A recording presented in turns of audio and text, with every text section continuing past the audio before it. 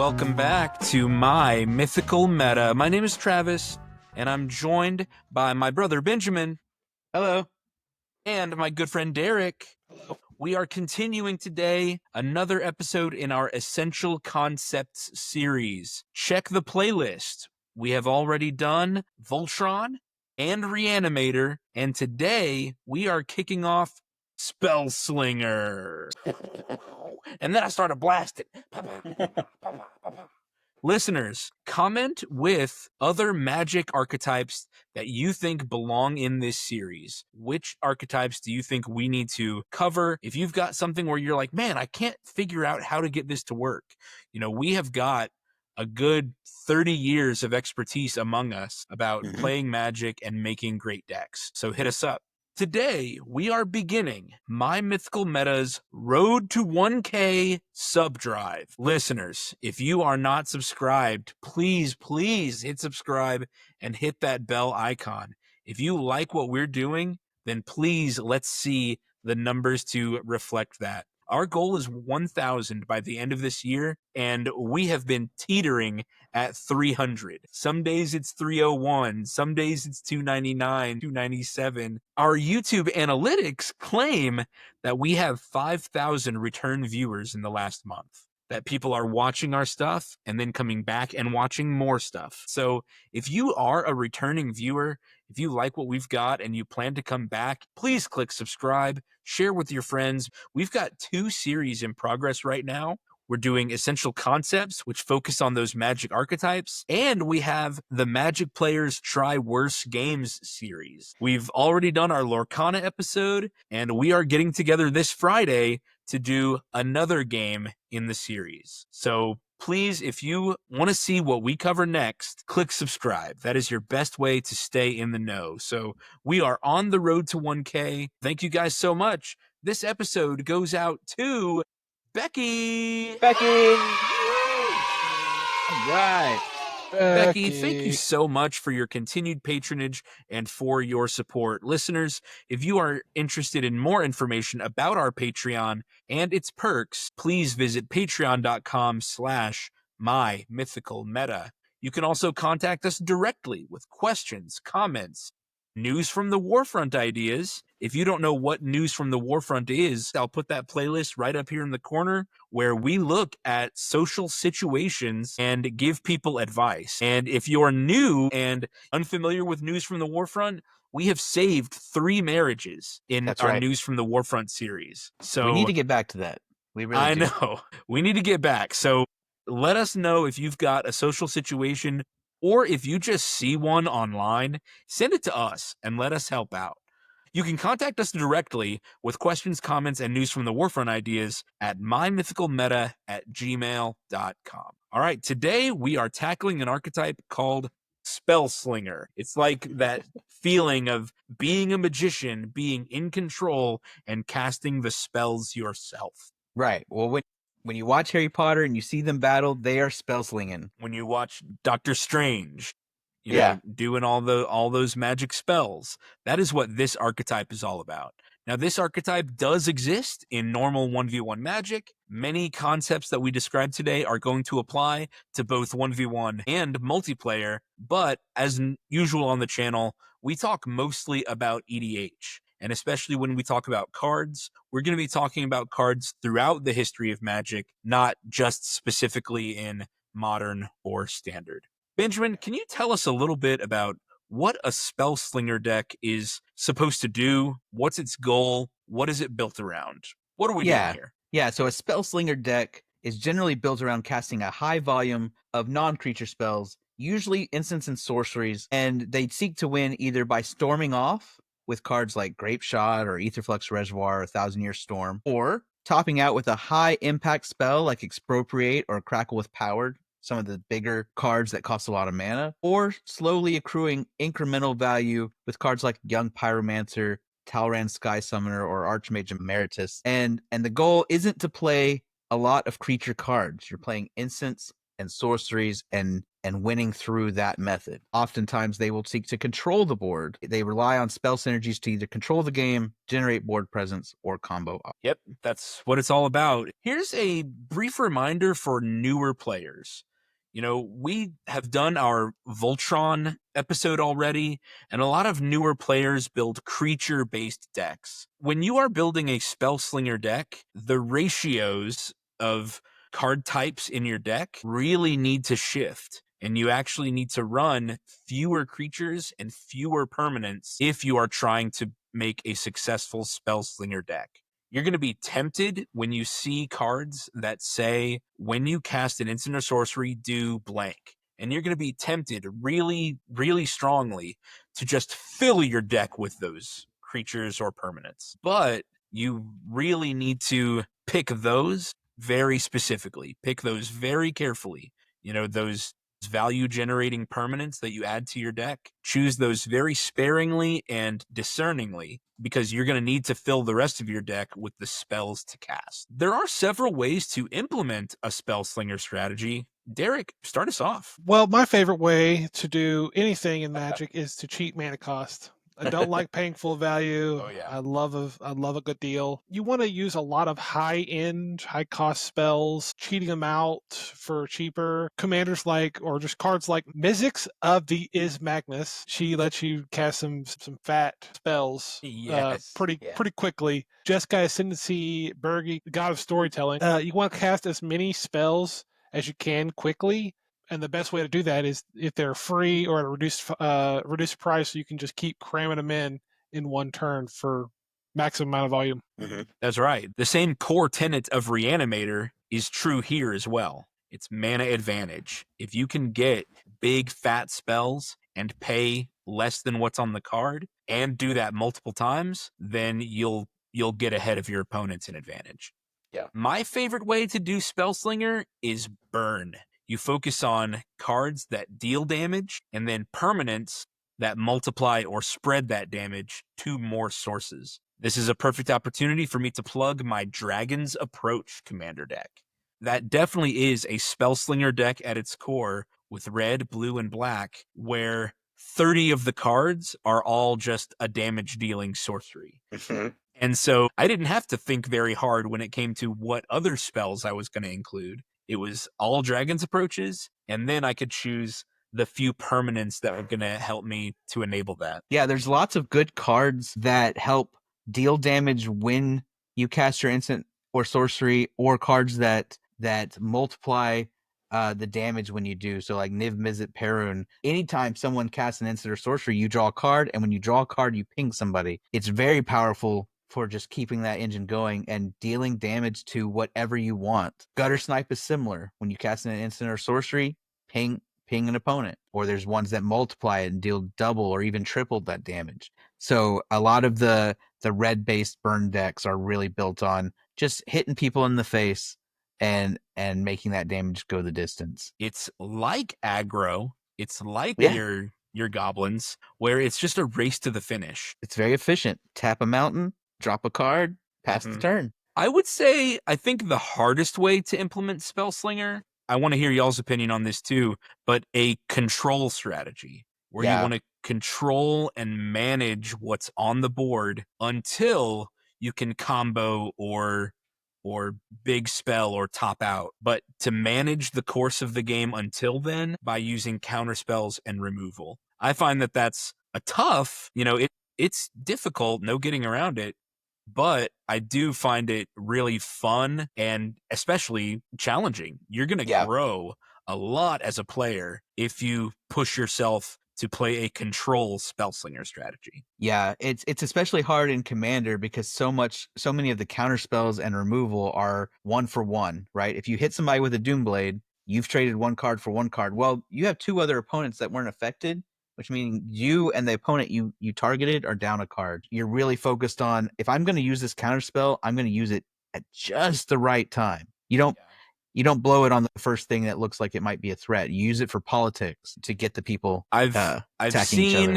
I've seen, and I've probably been this person at a table when I was younger and not as good a player, but having the counter spells in hand and having the mana on your board, and the person sitting on your left is just boned the entire game. Yeah.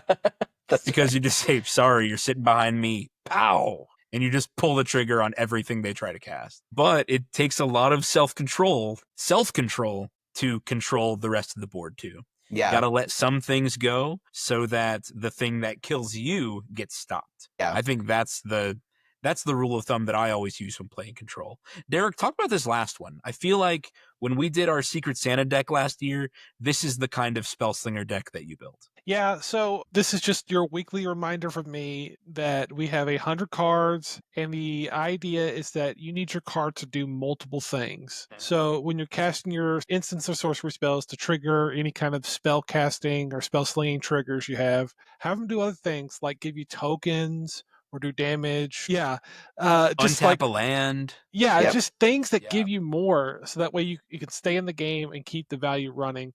Because that's at the end of the day, it's just getting as many triggers and as many effects as you can at that time. Yeah, drawing cards, creating a token, dealing extra damage, Blinking untapping a something. land, or bouncing something to hand. Like, this is another type of Spellslinger deck, one that just accumulates value, Right. where every cast gets you more than just what the spell is doing. Yeah. Yeah. Talran the Sky Summoner, I think, is the poster child for that. It's one of the earliest Spellslinger commander focused. Just you cast your spell and you're doing whatever you do with it, and also getting a 2/2 Drake that Yeah. flies, right?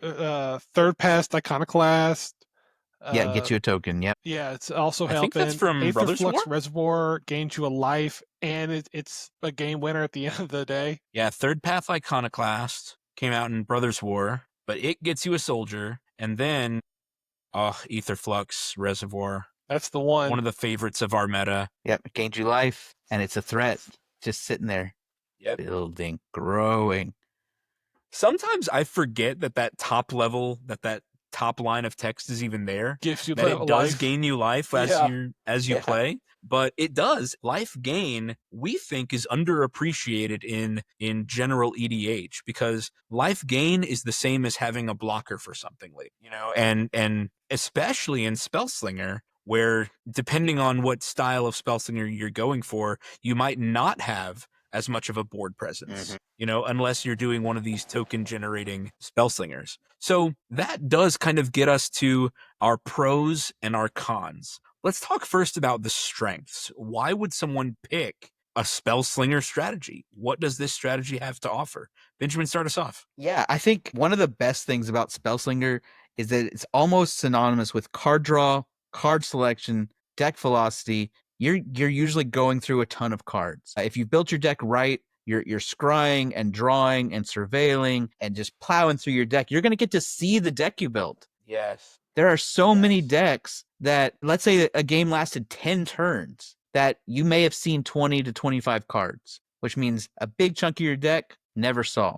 With a Spellslinger deck, you're easily, over the course of 10 turns, seeing probably 50 cards. Yeah. And, man. and that that's just- Arjun that Arjun the Shifting Flame deck, or just as a commander himself, Arjun's ability, I'll go ahead and pull it up for our listeners. Arjun's ability is that whenever you cast a spell, you put the cards in your hand on the bottom of your library, and then you draw a new hand. So every single turn, sometimes 2 or 3 times a turn, you're seeing more and more cards. Yeah. And it just feels so good to see the deck you built, exactly like you said. Yeah. To see the cards that you put in, and to just have a higher chance, a higher hope of seeing those winning cards. Yeah. All decks need card draw. All decks need card velocity, because every deck has got the winning card in it. Mm-hmm. The card that's going to help you close out the game. And Spellslinger decks just help you get to it. Yeah, and almost every Spellslinger deck is base blue or base red, usually both, and that just gives you access to strong cantrips, strong card draws, things like Ponder, Faithless Looting. Just dig through the deck. Yeah, the card draw, card selection, and deck velocity are just the way to go for a good Spellslinger deck. Derek, was there anything you wanted to add? I think I saw you go. For some reason, I have tears in my eyes. I don't know why. I'm just overwhelmed. It's so with beautiful. How Derek's beautiful overwhelmed the pros emotionally of card draw are. at the prospect of card draw. Well, Derek, do this next one. Yeah, a Spellslinger archetype is a lot of blue, and we've talked about like color strengths and weaknesses and all that stuff. And one of the things we said about blue was that it was a very defensive, reactive color. So naturally, Spellslinger kind of comes with a lot of that strength, and a lot of our targeted removal and our protection that we run for our decks to keep us alive are counter spells and instances like that. Things that let you react, spend mana, get yourself out of a pinch at any time in the game. So it's a very flexible, unpredictable type of strategy that, your opponent is kind of like, I don't really know how to keep up with this. I just have to try to keep the pressure on. But, they could have any kind of removal in their hand. They could have any kind of bounce, whatever. Mm-hmm. Yeah, it feels so good to just draw your card and then say, go. I'll react when it suits me. I'll play my cards when I have more information than you do. Right. 6 mana open, 7 cards in hand. Go ahead. Yeah. The fear someone has, seeing someone with a full hand of cards and full mana on their turn, people act differently. And the crazy thing, I'll go ahead and jump into this next one, is when you see that on the other side of the table, it creates a lot of fear, but at the same time, you're like, I still have to play. Like, I still have to forward my board, because if I don't play something, it's the same as that person getting their counterspell for free without spending a card or the mana. Like, I still have to just go for it. I have to play. And it's kind of like watching a movie and seeing the main party be like, this is probably a trap. Well, what do we do about it? Well, we don't have a choice. We have to go in anyway. Yeah. When you are that player, you get to use your open mana as an opportunity to bluff and create that power play or build those alliances. And, you have the power after everyone plays a turn to say, it resolves. You have my permission. Yeah. You don't even have to you say have my anything, permission to, though. Like I said, the open hand, full hand, open mana. People are going to play differently. They're going to be scared. They're going to come to you with deals saying, "Hey, let me play the spell. Please don't counter it. I'm begging you. I'll do anything. I won't attack you. I won't. I'll do this A or B or whatever." and you don't even have to have the counterspell in hand. Yeah. Just the threat of you having it. But the image, this Jedi mind trick of them thinking you have control over whether they can play, it's madness. Yeah. Which makes this a very powerful archetype, no matter which version you're doing, right? Because when you have the ability to bluff, like, you are the wizard, you are the powerful planeswalker, you're the person wielding the elements and the mysteries of the universe, and you're playing the mind games in real life. And also, when it comes time for you to win, you're like slinging fireballs at everybody else. So and they know that the other people know that it's not just counter spells. Once they've resolved something, it could be a lightning bolt, it could be an unsummon, it could be whatever it is that and etherize are the big ones that they're like, can I attack you? Well, I don't know. Do you like your board state? Man. And so that got played this past weekend. Yeah. Just return it. Just knocked somebody's block off, just completely undid everything they planned on. Yeah. So those are the pros. There are some weaknesses to playing a Spellslinger deck, and I think we already talked about one of them, but the fact is, if your hand is full of instants and sorceries, that means it's not full of creatures, propagandas, and things that keep people from attacking you. You often look open. So you can sometimes struggle to maintain a board presence, and you're going to have very few blockers. And even if you have blockers, maybe because you're playing a token version, tokens tend to be small. And so they're not afraid to attack into you. It just means you have chump blockers. I mean, we've given Talrand some props here. He creates a 2/2 flying blocker, but it's still a 2/2. He's somebody's Voltron with trample, and what are you going to do? Yeah. Die. Yeah. Guess I'll die. You're going to die is what you're going to do. Yeah. The lower power level you are in Commander, all your friends are playing creatures and all that stuff. And so playing Spellslinger at lower levels is going to feel bad because you're just going to get constantly hammered. You're going to have a hard time getting off the ground. But as that power level goes up, you start seeing less and less creatures. And eventually, suddenly, you blink and you've gotten into CEDH. And maybe you don't want to go where all that the high. decks are Spellslingers. Yeah. That's true. Notice all, but a good number. But I noticed in preparing for this week's episode and next week's episode, looking at the cards that are good for Spellslinger, so many of them are game changers. Yep. Yeah. So, like you're saying, if you're not putting those cards in your deck because you're trying to stay lower power level, your deck is significantly weaker. And your opponents, just like you said, if they're just playing their big Timmy green decks, a lot of them can't be countered. A lot of them have hexproof. It just feels The like, trample. yeah. So the lack of blockers and then, like you said, turning into CEDH, like if that's not where you want to be, if you don't want to be in the more competitive cutthroat area, then this may not be a deck for you, because it does tend to play more powerful cards precisely because it's good at that level. Yeah. And that does kind of lead me into what I think is an important, it's weird to call it a weakness or a con, but the difficulty of playing a Spellslinger deck is higher. Like, you need to know more about Magic the Gathering. You need to know more about timing, about priority, about the stack. You need to have a deeper game knowledge in order to play Spellslinger at an adequate level. And you need great decision making. You need to know when is the time to counter. When is the time for you to build your own board state? Part of this might be knowing your meta. What cards are in your playgroup's decks? I need to know, I need to have that knowledge of what my meta is serving up so that I can hold my counterspell for when it matters. And if you are playing at a shop with randoms, and maybe you've had your discussion over power level or the game changers in somebody's decks, if somebody says, hey, my deck is a 4, it has these 6 game changer cards in it, well, wait to see them. Yeah. Because they've told you what to counter. Right. And I say this, I come to this point knowing that this is a level I still need to improve at. I have a couple of Spellslinger decks that we're going to talk about a little bit later. One of them is the value building token deck that wants to top off, but I do have a control Spellslinger deck that is tough to pilot. I feel stressed after every game. Because throughout the entire game, I'm doing exactly that. I'm holding up removal for everybody's thing, wondering, is this the card I need to counter? Is this the card that's going to win them the game and kill me? Or do I let it pass?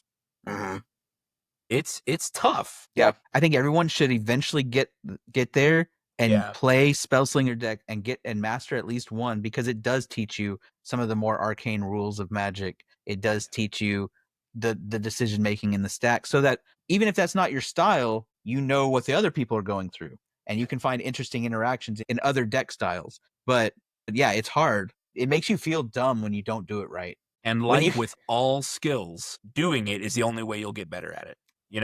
I mean, we've been playing together for a decade. I feel like one of us near the end of every game is like, man, I messed up. Man, I should have countered that instead of this. Or certainly remember games where it's like, I had this counterspell in hand and I decided to build my board state with a permanent instead. And if I had saved it, then I could have countered it, But going through that decision making and getting that practice in is the only way you'll get better. Yeah. And another problem with Spellslinger sometimes is that sometimes the luck isn't on your side, no matter how good your decision making is. You can make all the right moves and still lose. Yeah. Yeah. Travis earlier was saying that you need to have very few of the permanents that trigger things, because you need to make sure you have enough instants and sorceries to trigger everything. Well, sometimes you only draw your enchantments that say, your instants and sorceries cost 1 less, and you put 4 of those on the battlefield and you never draw a big spell to take advantage of it. You have the chance of bricking in a Spellslinger deck. Now, obviously, having enough cheap card draw can help. And in fact, let me discuss my John Arenicus deck here. It is not a Spellslinger deck. Ooh, yeah. But part of how I built that deck was that 20 cards replace themselves when they come into play, so that you're just turning. It really reduces the likelihood that you're gonna brick, right? That's one way you can mitigate that. But it is possible that you just draw 30 cards and the cards you needed to win are on the bottom 70. The thing is, if you have a creature deck, that's typically not going to happen. You're going to have creatures that can attack, regardless of which half of the deck you drew. But if you're relying on instants and sorceries and you only draw card draw spells and you drawing until someone runs you over and you die, that can happen. Derek, do this last one. Boy, this is what really kills the night sometimes. This is when moods start to sour, salt starts to build. It's these do nothing turns. Part like just tagging on to what you guys just said. You got the wrong side of your deck, or maybe you've got the card draw side and you just keep drawing cards but you're not getting it, and you just go in these loops and it just goes on and on and on for no, like, we've all been guilty of this. Is we do like a 30-minute turn where nothing at the end, like maybe we did like 40 loops of something and like Yeah. one thing changes at the end of it, like maybe we gained one life at the end. It's like, I remember, I think Benjamin was playing his Lord Ragavan. Windgrace deck. Lord Windgrace. Lord And Winger. I remember, like, with just the way it works, that you would sack lands, do this, draw a card, do the, it's like a whole thing. It's like 30 minutes long. And I'm like, so what changed? And he's like, Tokens. Get some tokens, exactly. Yeah. Like, God, that's what turns these games into, slogfest sometimes. And then also, conversely, maybe you don't get to do anything. Maybe there's, you're holding up a counter spell and no one's threatening endgame. Yeah, everyone's kind of suffering, and you're just sitting there like, because your deck performs best when it's interacting with other people. Yeah, absolutely. And that creates these feel bads between either you or your opponents. Your opponents feel bad when you've got the control on your side. When you win, your opponents feel bad because they've been countered. When your opponents win, you feel bad because your deck didn't perform. Maybe that's just a con in playing Magic the Gathering, but it does feel like it's turned up when you're doing Spellslinger to me, because I don't even have permanents on the board to show that I'm playing. Yeah.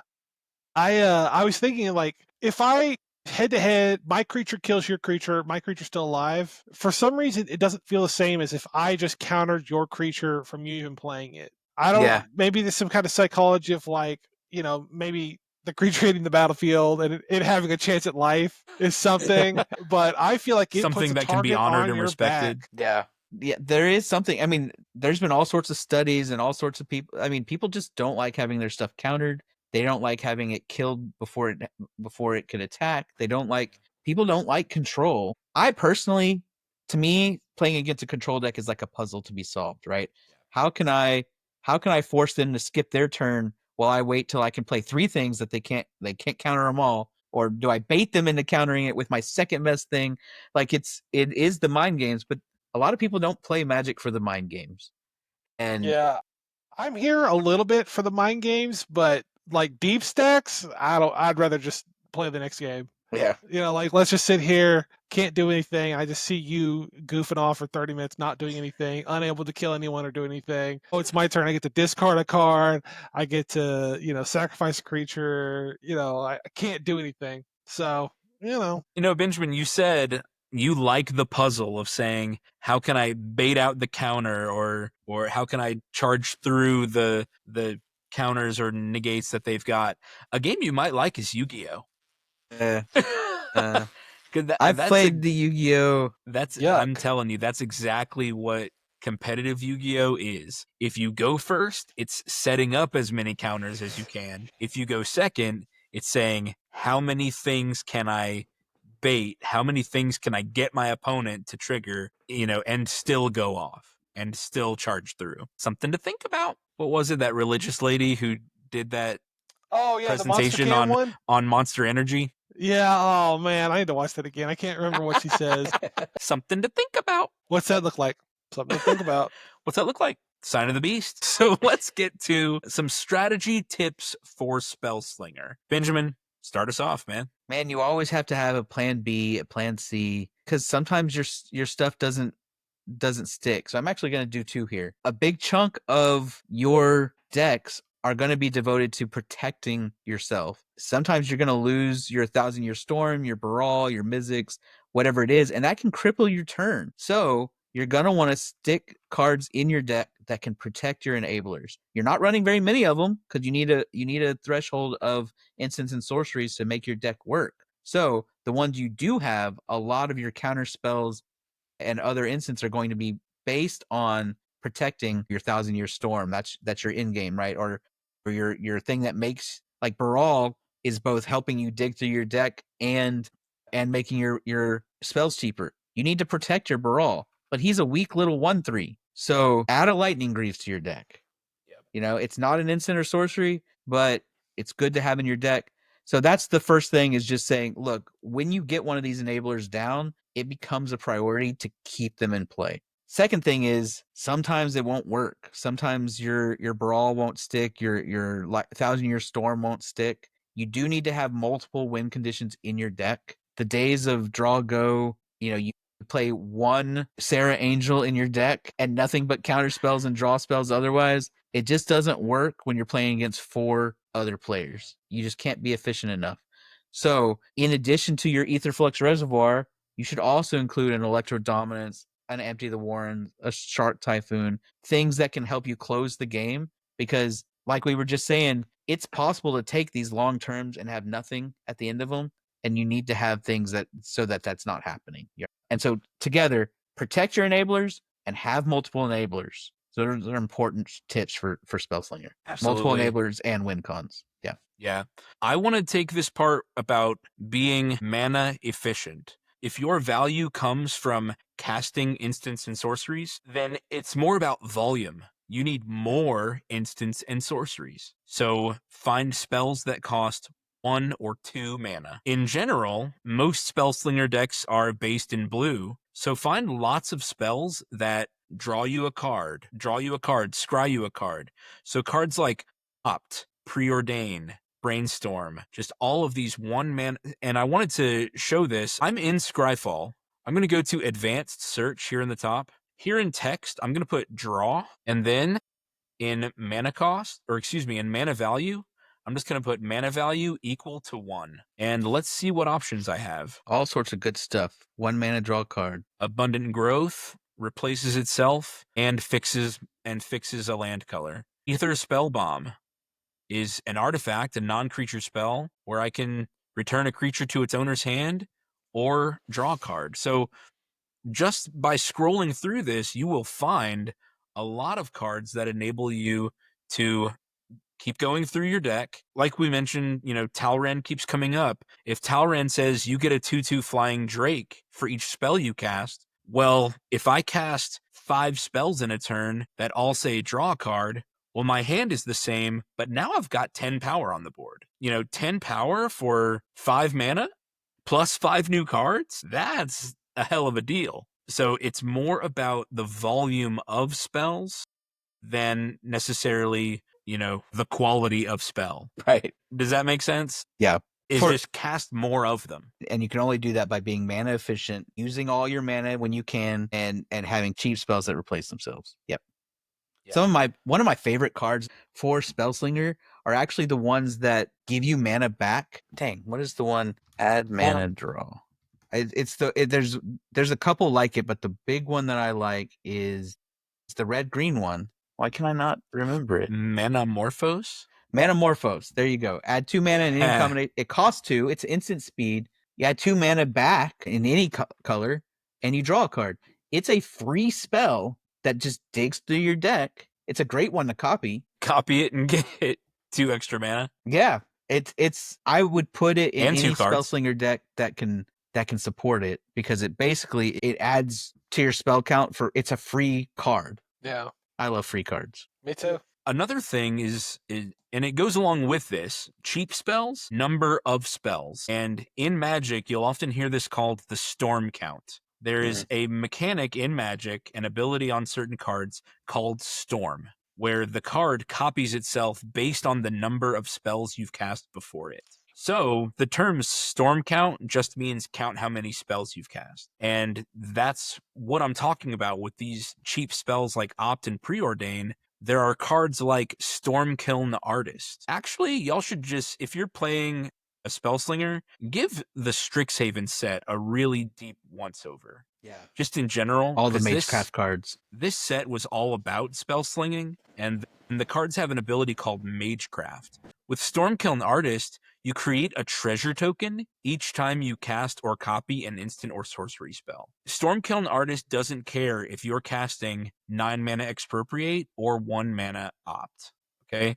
If you cast 9 mana Expropriate, you're still going to get only 1 treasure from it. It's all about volume. You want to be casting as many spells as you can, so make them cheap so that you have the mana to support that. Eric, which one do you want to hit?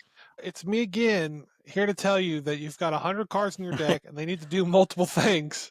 Yes. Spellslinger is great for this because there are cards like the charms in several different colors. I think every color combination, and then some. There are commands. These are like broad, like Koldagon's command, Soul Tie Charm. Like these, like they're all part of cycles everywhere. If the first mode doesn't have what you want, maybe the second or third or maybe even fourth mode does, and it lets you stay flexible, stay loose, be responsive and reactive to things you need, or it can help you out of tight pickles or whatever. That's the beauty of it. It's like several options. I love it. There's 2-color, 3-color charms, and then the other one was the commands, which often let you choose 2. Yeah. The cards that say command say you can choose 2 of the options. Wow, what incredible versatility. I mean, Cryptic Command and those, I think they'll go like 3 or 4. Cryptic Command is an insane card where you can pay 1 blue and choose 2 of these. Counter target spell, return target permanent to its owner's hand, tap all creatures your opponents control. Hey, you've got that board full of drakes we were talking about? End the game. Yeah. With Cryptic Command, and then draw a card. Remove propaganda, remove whatever defense they have up, and then tap all their creatures and go in with your drakes. So this versatility is incredible. The last one on Cryptic Command is draw a card, because you're in blue. Yeah. What are the cards that say you can choose the same mode more than once? Confluence. Oh, yeah, okay. Which are also great for... Yeah, the confluences are really good too. Now, they nearly always have a much higher mana cost, but... Yeah. still. Yeah. And I do want to... We've been talking about volume a lot, but it does depend on the style of Spellslinger a little bit. If you're playing That's a true. more controlling version, you don't want all your spells trading 1 for 1. Now, obviously, you still want the cantrips and stuff that help you make sure you see more of your deck. But if you're playing a control one and all you're doing is counter that spell, bounce that to your hand, path that, you're going to run out of gas long before the game's over, and you're going to be top decking, and it's going to feel awful. I like to make sure that my cards are replacing themselves or doing 2 for 1 or better as much as possible. So Cryptic Command and Mystic Confluence, which is there on the screen, are great for that because they let you counter and draw a card. And I'm willing to put those in decks, even though they cost 4 or 5 mana to counter a spell, which is usually way too much. But the fact that you can draw a card or 2 lets you keep your hand up while you're dealing with threats or things that can kill 2 things. So, for example, if I'm choosing between Forked Bolt and Lightning Bolt in a commander deck, I might choose Forked Bolt because it can kill 2 mana dorks or two things rather than just 1 thing. It does 1 less damage, but I can divide it, and so that makes a difference. So, yes, in general, there is a tension between mana efficiency, card efficiency, and versatility that you have to balance in a Spellslinger deck, but it's important to look for all those things and put them in your deck in some ratio. I do want to give just one more because I feel like I've danced around it, but don't know if I've really made it official. Here's my rule of thumb for counterspelling, and I want to hear y'all's thoughts about counterspelling also. But my rule of thumb, what probably helped me improve as a player the most and win more games, was only counter a spell if I am about to lose as a result of that spell. Only counter the spell if it's going to kill me. And here are the reasons for that. If a card lands, and especially if I still have multiple opponents, it might kill my opponents first. Mm-hmm. And give me more of a chance, I might have a couple more cards to get through in order to find some removal that I need. Because that threat that somebody else played, it might kill my opponent before it kills me. That's one thing. But the second is Benjamin, you just said it. If I counter everything, I run out of gas and I'm empty-handed. And I can't counter anything else. So I do have to make that choice. And for me, that rule of thumb of just saying, is that thing going to kill me right now? No? Then I'll let it through. I will admit, I think that's, on a scale of 1 to 5, I think that's like level 2 of understanding when to counterspell. It's better than level 1 though, which is counter everything at every opportunity, and that's Right. Yeah. you're not gonna get the value out of your counter spells. I think I will counter high value spells that are gonna give them more resources than me, because in a control deck, I want to have more resources. Yeah. So Yeah. I want to, if I'm holding a counter spell, I want to counter something that costs 4 or more. Which is mana advantage. A Exactly. counterspell costing 2 and your opponent having wasted 4 feels good. Yeah. I will counter something if it's going to be like, I don't care if it'll kill someone else first, unless I know it'll kill someone else first, because I want to see if someone else will blow a removal spell on it. Yeah. Right. So, and you can almost make somebody, you're like, oh, you were wanting to play your commander? It's getting countered unless you also path that thing. Right. So obviously cards in hand are Brutal. the tools you use to win the game. Benjamin, your politics are brutal. This guy read too much Ayn Rand in high school. It was the Machiavelli in college that did it. That's right. The Machiavelli. That's right. Anyway, that's how I would use counter spells, is kind of, I agree with you in the sense that you don't use them early. Not in a game of Commander. Somebody's going to board wipe at some point, right? I don't need to counter your 2, 3, or even 4 mana spells. I don't need to counter the first time you cast a Commander. I need to wait till mid to late game when someone has used a board wipe. Maybe me, right? Maybe I used a Supreme Verdict or something. Yeah. And now that's when you start counterspelling, when you can get value, mana advantage or whatever, and you're close to winning, because you've outlasted. I can talk about what I do about counter spells. Oh yeah, thank you, Derek. Yeah, I want to hear Derek. I want to hear your opinion on counterspells too. Yeah, for my counter spells, I agree with both of you guys. Neither one of y'all are wrong. I'm not as tied up with my counter spells as Benjamin was talking about. I'll play them in the early mid game. If I can keep a player down while they're still trying to build, I'll do it. If they play a big spell that's gonna like skyrocket, it's gonna be like the cornerstone for their deck taking off. I know you guys, I know your decks, I know what my deck is doing, so I know what the threats are and how, if they get that out, they're gonna go ahead, and I'm not gonna be able to catch back up to them in this deck. So I'm trying to fight and tear and keep myself ahead while trying to keep you guys down. And I'll use counter spells to buy goodwill and protection. Sometimes I get a little sick in the head, and I like to mess with Randy because Randy is so easy to get in his head. Derek, that's so true. You're very political with your counter spells. Yeah. Randy will have something on the thing that I want to kill, and I say, better not hit me. And he says, well, now I'm gonna hit you. And I got to kill it anyways. And eventually I'll do that so many times, like Pavlov's dog, that Randy will stop attacking me. But it is not yet, and it won't be anytime soon. It hasn't happened yet. Yeah. 10 years of playing. Yeah, you're totally right. The ability to, before countering something, offer a deal or offer a protection or offer to allow something, be the benevolent dictator that allows somebody to play a card and use that to buy goodwill or buy social capital around the game. I think that's really smart too.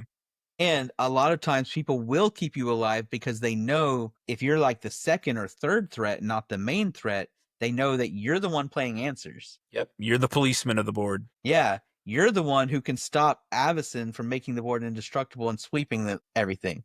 I do remember a game where that did make me the target, but I was playing my Ramos deck and you were playing Avacyn, and you're like, I know that you're playing exile cards. Mm-hmm. And so other people don't necessarily want to attack me because I'm the only one keeping their board intact if you land Avacyn. So it can make you, often Spellslinger puts a target on your head, but it can also make you a meaningful and valued member of the team. Right. It's us against the problem.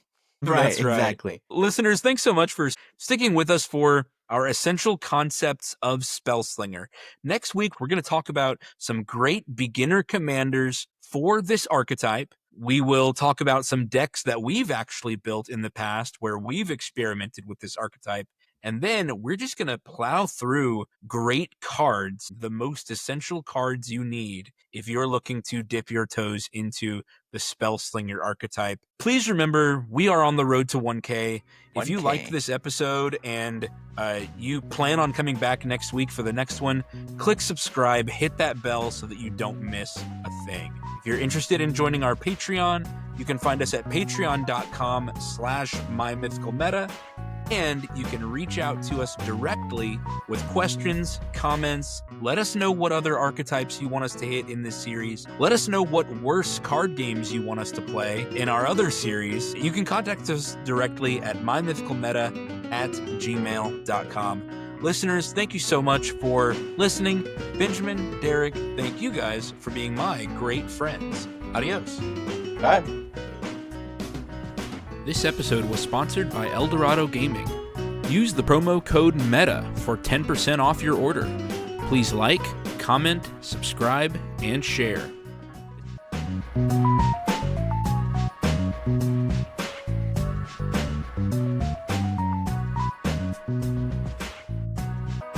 Welcome back to My Mythical Meta. My name is Travis. I'm proudly joined by my brother Benjamin. Hello. And my excellent friend Derek. Still here. It is week 2 for the Spellslinger archetype. We're going to talk today about the essential cards that we think really make the Spellslinger archetype hum. And if you're dipping your toe into the Spellslinger archetype for the first time, consider the cards we talk about today as a framework, as more like guidelines. Right. And then, like we always talk about, find cards that fit those guidelines that work, that synergize best with your commander or best with whatever strategy you're trying to pull off. We are on My Mythical Meta's Road to 1K.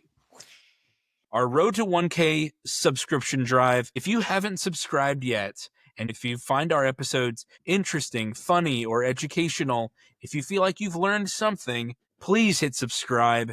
Hit that bell icon so that you get notified whenever we get new stuff. Our goal is 1,000 subscribers by the end of the year, and we are teetering at 300. Our YouTube analytics claim that we have 5,000 return viewers each month. So please click that subscribe button. Join My Mythical Meta. Let us know that you're here. Leave comments. We want to talk about Magic. We want to talk about worst trading card games with you guys. Don't forget that we have 2 running series right now. We have our Essential Concept series, which this episode is a part of, where we're going to continue talking about Spellslinger. We also have our Magic Players Try Worse Card Games series. Our first episode was on Lorcana, and we've got a new episode coming out very soon over Wonders of the First. That's the goal. Is that the goal? Or are we I don't have a doing... Union Arena deck because it's anime and none of the animes I like. Okay, Yeah, so I did Union notice Arena that. is on the back burner for now. I will have the Flesh and Blood decks ready too if we decide we want to play those. So you heard it here. There's at least 3 games on the horizon: Flesh and Blood, Union Arena, and Wonders of the First. I think we have all of the precons for Wonders of the First, and I think we're going to try that first. That's right. So if that is a series that caught your attention when we played Lorcana, please hit subscribe. So thank you for joining us on the road to 1K. Share with your friends and hit that subscribe button. This episode goes out to our number 1 patron, David. 5 years running. Yeah. David has been with us from the beginning. Thank you so much, David, for inspiring this series by getting us to play Yu-Gi-Oh! Long ago. That's right. That doo-doo ass game. Derek. I'm getting tired. David, this episode's for you. And listeners, if you are interested about our Patreon and our Patreon perks, check out patreon.com/mymythicalmeta. What I think is the best perk of our Patreon is an exclusive 20% off code to eldoradogaming.com. Eldorado Gaming is our official sponsor. They sell beautiful metal dice that really capture the essence of the character that you're playing in whatever role-playing game you're in.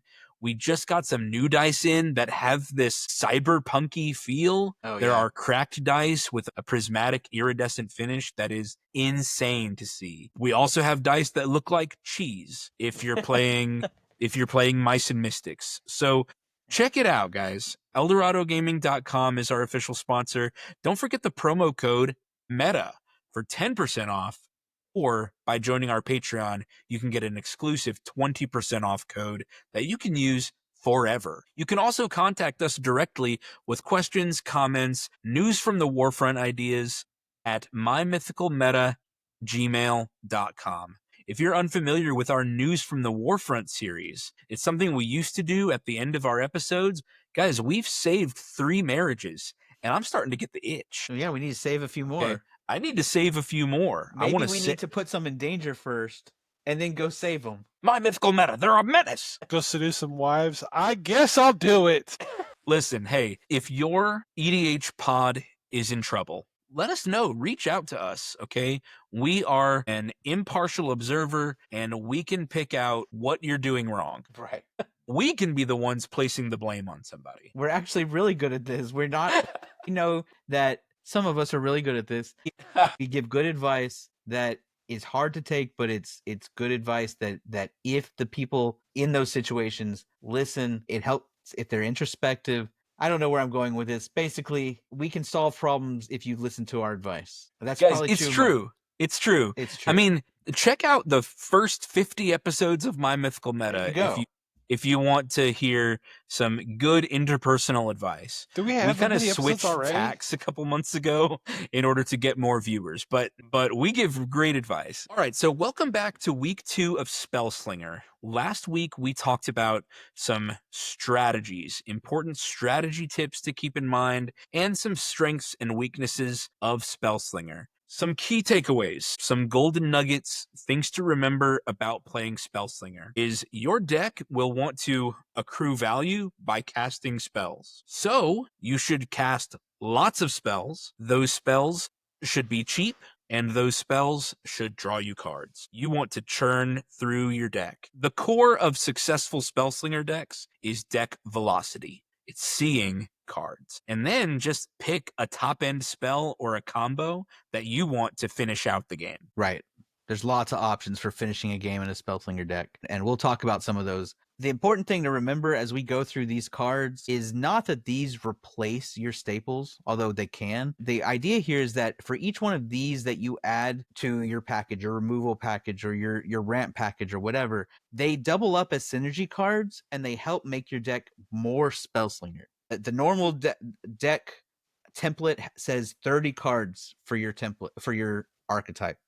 Well, if that 30 cards can become 45 because your ramp package also included good Spellslinger cards and your removal package also included more Spellslinger cards, suddenly your deck is doing better. The pieces are more than the sum of their parts, and it really gives you the feeling of your deck doing its thing. So that's what this part of the series is about. Yeah, and we're gonna open up this episode with the beginner commanders for building Spellslinger. I've never built a Spellslinger deck before. You gotta just kind of take it that blue and red are the base colors for Spellslinger. You can certainly try out white, black, green Spellslinger, and they're out there, but if we're gonna do a core episode, or we're going to talk about commanders for beginners, those are the colors that we're mostly going to be sticking in today. Guys, this first beginner commander on our list, Niv Mizzet Parun. The bitch himself, wanted dead. Niv Mizzet Parun is just the paragon of spellslinging. Yes. I'm going to put this link in the corner. I have a Dragon's Approach commander deck, which is really at its core a Niv Mizzet Parun deck. He's the first dragon that I search up with Dragon's Approach every time, bar none. And frankly, if I draw him and I can't tutor him, I might as well forfeit that game because I'll probably never be able to cast him. But that is one of the downsides to him. Is that's UURRR. That's like the one downside of Niv Mizzet Parun. The one downside is that tough to cast casting cost. No Thran Dynamo is going to help you out here. Right. You got to run your freaking Sky Diamond. I hate to break it to you. No, but Niv Mizzet Parun is so good. Just the epitome of spell-based burn and card draw. Mm-hmm. This guy is doing two things that are going to help your Spellslinger deck win the game and close it out. He's uncounterable. And he has a body that actually matters, a 5/5 with flying. Now, this is not a Voltron deck by any means, but we've talked about in our meta plenty of times where it just happens. Randy's life gained up to 200 life, and the only option you have left is Niv Mizzet Parun just smacking him in the face 6 times. That's right. If you're playing 5 Baral, times. Chief of Compliance, Yeah, good too luck. bad. He's a 1/3. Okay, so here's Niv Mizzet Parun's abilities. Whenever you draw a card, he deals 1 damage to any target. Whenever any player, not just you, casts an instant or sorcery, you draw a card. He's just a machine that works on his own. Yeah. And all he's looking for is players casting instants and sorceries. So if you're in charge of Niv Mizzet, help him go off. Cast a ton of instants and sorceries. All of these 1-mana cantrips, get him off, and he's going to naturally just help you ping down the board, ping down your opponents. It's insane. He's beautiful. Yeah. Obviously, protect him with plenty of counter spells in your deck. Right. And because he will get removed as soon as Don't possible. want to be recasting him. No, you don't. But hey, the nice thing is that the problem with counter spells in Commander, the 1-for-1 that puts you down a card compared to your other opponents, you don't care about that with Niv Mizzet because it'll draw you a card and ping something. So it's great. And you probably drew a card when they went to path him. So right. You get a chance every time someone plays a removal spell to draw the counter. That's right. Insane. The next commander we have is Kess Dissident Mage. She is blue, black, red, and her thing is that she's 3/4 flying. During each of your turns, you may cast an instant or sorcery spell from your graveyard. If a spell cast this way, it would be put in your graveyard, exile it instead. We talked about how the spell, slinger, decks, archetypes, whatever, blue-red. This adds black, and it synergizes so well. Black is such a good color for spell slinging. It adds a lot of lethality to spell slinging and a lot of recursion like Kess is doing. Just a lot of good black stuff. It's a very synergistic color. There's not a ton of spell slinging reanimation. When you do reanimation, it's almost always for creatures or some kind of permanent. He's one of the rare cards that's getting instants and sorceries out. And she is really going to excel in decks full of cantrips, removals, interactions. Cards like Ponder, Terminate, the Demonic Tuner all got a second life with Kiss. We've always talked about, like in our Reanimator special and all that stuff. The graveyard is another hand. It's just got so much value. When it's your turn with her on the field, you now have lots of different options. Not really card draw, but they're sitting there as if your hand is much bigger. Yeah. She can be done in a lot of different ways. She could do control shells, storm combos. Do you think there's a world where you pile a bunch of self-mill into a cast deck? Yeah, I could see it. And you're just hoping to, in that way, rush out your big spell by self-milling and just getting it into your graveyard as fast as you can? I could see it, but I mean, you still gotta have the mana to pay for it. So right, that's true. Yeah, but what Kess does, I think, is let you play you play your expropriate. Does expropriate? Expropriate does exile itself when you cast it. I figured it probably did, but it lets you play your time warp and then play your time warp again. Yeah. And in the early game, it lets you opt and then opt again. Yeah. Just getting those cheap cast triggers off is just really good. Yeah.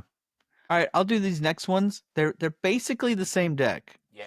Elrond Sky Summoner and Kaikar Wind's Fury. Elrond is kind of the OG. Says whenever you cast an instant or sorcery spell, you create a 2/2 Drake with flying. It's mono blue. It can be taken a couple different directions. Whatever way you do it, it's relatively straightforward. You're either going to play a control deck that you play draw go and you're playing on other people's turns, reacting to what they do and getting a free token as you do it. So it lets you build up your board state while you play reactively.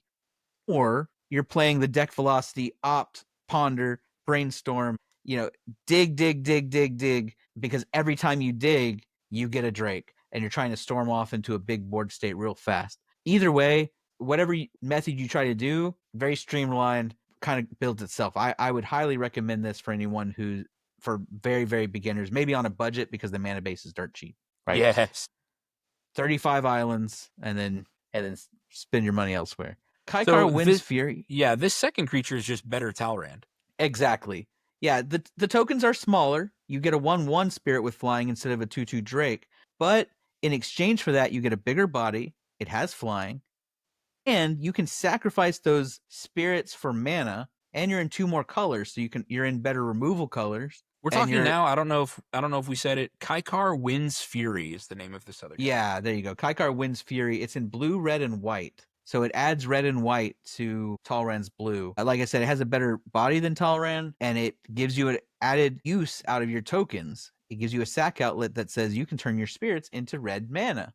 That helps you keep going. It helps you keep going. So you can, if you're playing cards that draw cards, Thrill of Possibility or Cathartic Reunion or things like that, this will also give you the mana to keep playing them. Yeah, we're gonna get to our ramp section a little bit later, and we have cards that basically say when you cast a non-creature, get mana in some way. Yeah. Get a treasure or get a red or whatever. Kaikar is doing that on your commander. Exactly. And it money launders it through a spirit token. So Right. if you want death triggers or anything going off, then Yeah. you can do that in this deck too. Absolutely. It's great. Mostly red burn deck. So very similar to Talran in that it makes a token when you cast your non-creature spell, but it lets you go in some other directions too. You said it, but we didn't emphasize it yet. Kaikar Wins Fury triggers when you cast a non-creature spell, not an instant or sorcery. Yeah. So every mana rock you cast gets you that spirit. Every enchantment you cast gets you that extra spirit token. Really awesome way to give you credit for continuing to build your board state, even if it's not with an instant or sorcery. Really cool. I did used to have a deck with Riel the Everwise. Riel gets +1/+0 for each instant and sorcery card in your graveyard. So as your graveyard gets more and more full with the spells you've cast or the spells you've cycled or the cards you've discarded, she gets more powerful. And whenever you discard one or more cards for the first time each turn, draw that many cards. Whenever I built Riel the Everwise, I used cycling as my way to do this. I filled the deck with as many cards with cycling as I could. That way I could pay 1, cycle a card, draw 2. A quarter of my deck, or a third of my deck, is basically cards that say 1 mana, draw 2. And to be able to put and to see a ton of your deck that way is crazy. Extremely efficient draw. She also rewards you if you decide to go in a more explosive route with things like Faithless Looting or Cathartic Reunion or Thrill of Possibility. These cards that say draw, discard 2. You know, Faithless Looting is draw 2, discard 2. Well, now it's draw 2, discard 2, draw 2. Right. Draw 4, discard 2. Yeah, for 1 mana. Wow. For 1 red. The draw power of Riel the Everwise is insane. Now, the weakness of Riel, something you need to consider, is that this deck is going to live or die based on whether you find those looting spells. She's fragile. She's a 0/3 until you start getting those instants and sorceries into your graveyard. So be sure that you're running plenty of protection for her. I mean, I did treat my Riel the Everwise like a Voltron. You know, and the instants and sorceries that I used would say Riel is unblockable or Riel has hexproof. It was all protection and it was all target creature gains unblockable until end of turn. And then you just bash in. That's how I built mine. That's a great way to do it. And it's we didn't talk about that version of Voltron that's just Spellslinger Voltron. Yeah. But it's out there and Riel's it exists great for that. Yeah. Yeah. Obviously you could also choose things like Windfall, you know, discard 7, draw 14. Wow. That's hard to find. That's something special. Yeah, for 3 mana. For 3 mana. So those are some beginner commanders to think about. All of these have a blue shell. You know, blue is the color that rewards knowledge and planning, and those things are represented by card draw in the game. So that mechanic is your most necessary part of running a successful Spellslinger deck, I think. Yeah. Is drawing cards. I think that shows itself in the Spellslinger decks that we've actually built. I was going through them earlier, and they all have blue in them. Although I see that somebody has added a Mardu commander here at the end, so maybe we'll come back to that. Yeah. I forgot I had one. So here's our shout outs to our Spellslingers of our past. Benjamin has got quite a few on this list. You know, we couldn't have done this episode without Benjamin's experience and expertise. You know, he really filled up and fleshed out the outlines. And a lot of this expertise comes from Benjamin. So, Benjamin, start us off with one of your Spellslinger decks. All right, I'm going to start with Zaxara the Exemplary. Yeah. She is a Nightmare Hydra, but the big thing is she taps for 2 mana, so she's a ramp spell. And then when you cast a spell with X, you create a Hydra and put X +1/+1 counters on it. And there are other ways to build Zaxara. You don't have to build her as a Spellslinger deck, but I decided to build Zaxara with basically all X spells and then support for X spells. And early game, sure, you're getting 1, 2 power Hydras, right? Not very big, but that's fine, right? Yeah, that's fine. It's the same as a Talrand. Exactly. It's a Talrand that ramps you. Yeah. And says whenever you play your instant or sorcery, you get a creature. Now, this creature doesn't have flying, but it's probably going to get bigger. They get way bigger because in Talrand, if let's say you play Talrand turn 4 or Kaikar turn 4, right? Now you wait till turn 5, you can pay 5 mana on that turn. If you play Zaxara on turn 4, on turn 5, you're up to 7 mana. 7. And you cast something that's say blue and X, you're getting a 5/5 instead of a 2/2. So it's kind of a go tall strategy. But yeah, the goal in this deck is to ramp into big X spells, and you use the X spells to control the board while also making giant creatures with everything you cast. It can go crazy. Awesome. So, yeah. And it feels so resilient because the blockers that he's getting are not 2/2s. It's like, oh, he got a blocker and it's an 8. Yeah, and you can do it at instant speed. You know, if you've got an Expel instant. Yeah, there's lots of those, right? Plenty. There's lots of blue instants with X, especially card draw. There's lots of good card draw. Right. So you can play a land, pass, or you attack with all your Hydras. You pass, and now they see you. It's not just a counterspell or an Aetherize they have to be scared of. Now they have to be scared of at an instant speed 8/8. So, oh my god! On top of you, okay, and I draw 8 cards. Yeah. So. Yeah. Derek, tell us about your Spellslinger. I remembered I used to have a Spellslinger commander named Exodus, a Reek Overlord. This is from the Strixhaven set. This is the one that Travis was saying, like, hey, double check. Yeah, double check Strixhaven when you decide to build your Spellslinger deck. Yeah, they came out with a kind of like an ability called Magecraft, which, you know, when you cast an instant sorcery spell, do something. Exodus was whenever you cast or copy an instant or sorcery spell, return target non-legendary creature from your graveyard to your hand. He is a very wacky kind of deck. If you want to build something that's like different from the norm, this is a really good guy to look at. The way this deck works is that you want to, or at least the way I built it, was that I used a lot of these red cards like Faithless Looting, Cathartic Reunion, Thrill of Possibilities. These red spells that say like, as an additional cost, discard a card, or discard 2 cards, or sacrifice a creature, or whatever. And then they have the effect of draw cards, get treasures, you know, whatever. And so it's kind of like a weird aristocrat adjacent deck. You know, you're working in the alchemy station, having to balance, you know, the scales. And that's why I don't have this deck anymore, because it takes so much fine tuning of like to get everything in the right spot. But you want to sacrifice these creatures and then cast an instant sorcery spell to get them back to your hand. And they're all like super cheap, like 1, 2, 3 mana. And they have like dice triggers, they have enter the battlefield triggers, or, you know, what have you. So it's certainly a fun deck if you want to do something off script. Yeah, it was really good. It I wouldn't say really good.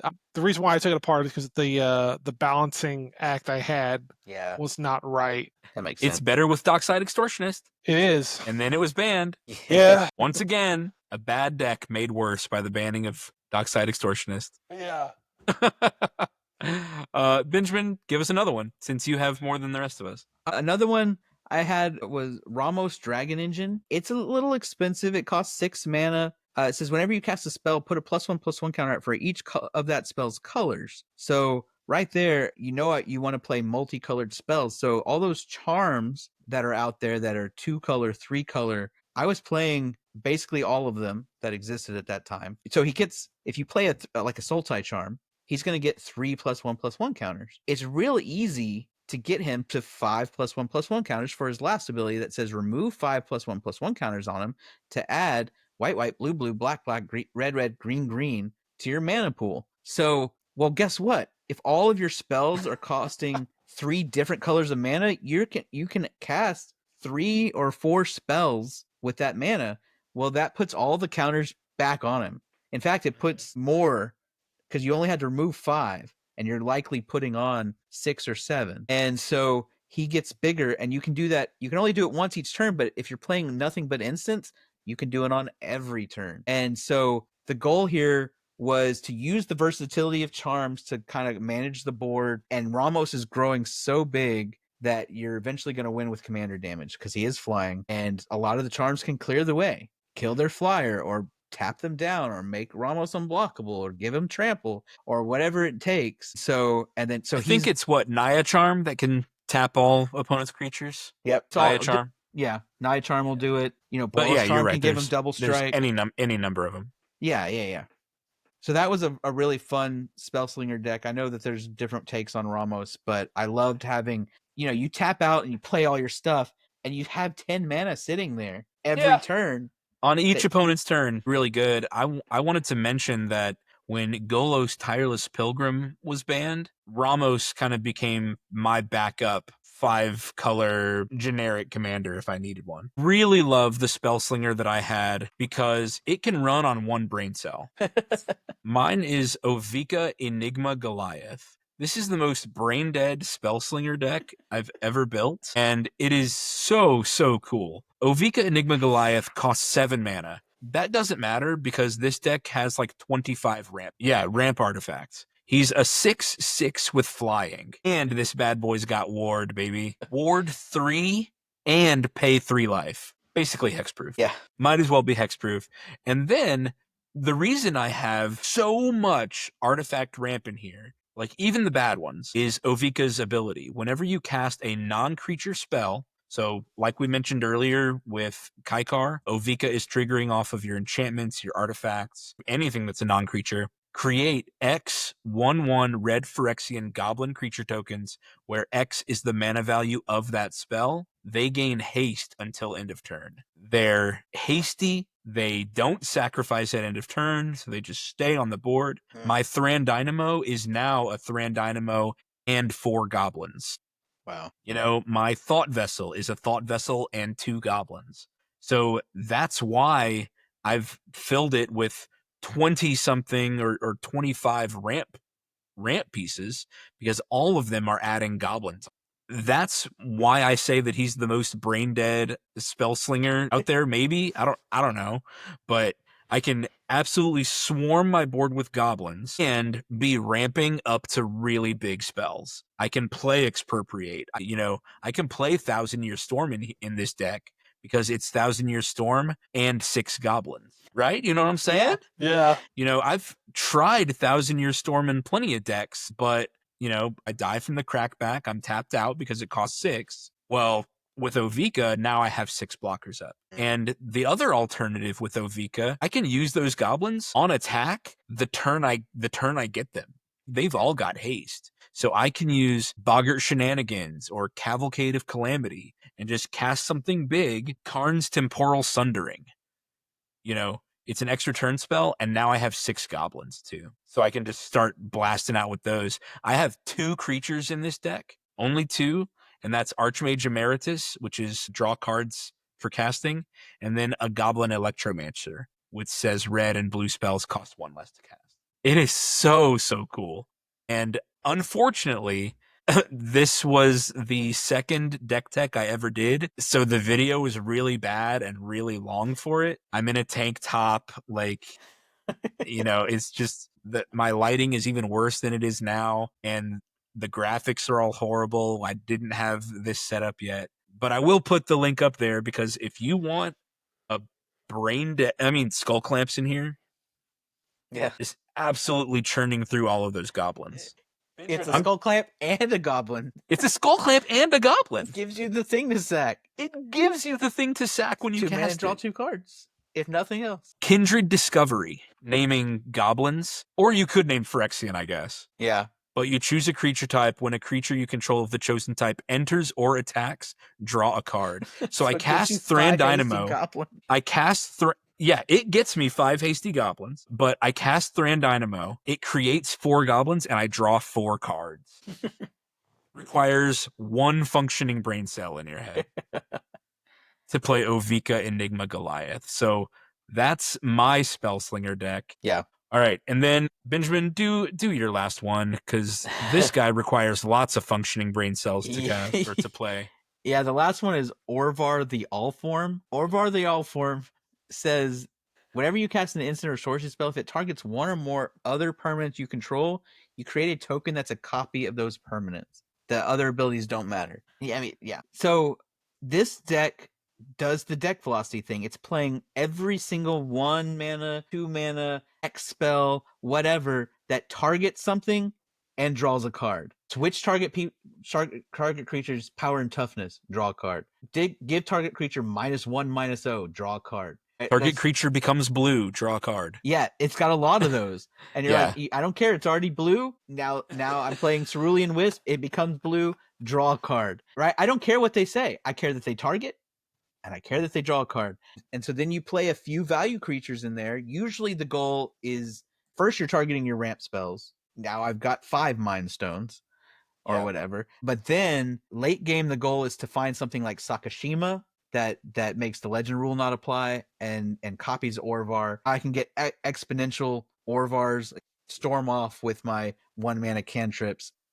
Or if you don't find something like that, you're finding something like a Tidespout Tyrant that says every time you cast a spell, return something. But now every time I target it, I'm getting another Tidespout Tyrant. So now I'm returning 3 things, 4 things, 6 things to their owner's hands every time I play one of these cheap 1 mana spells that replaces itself.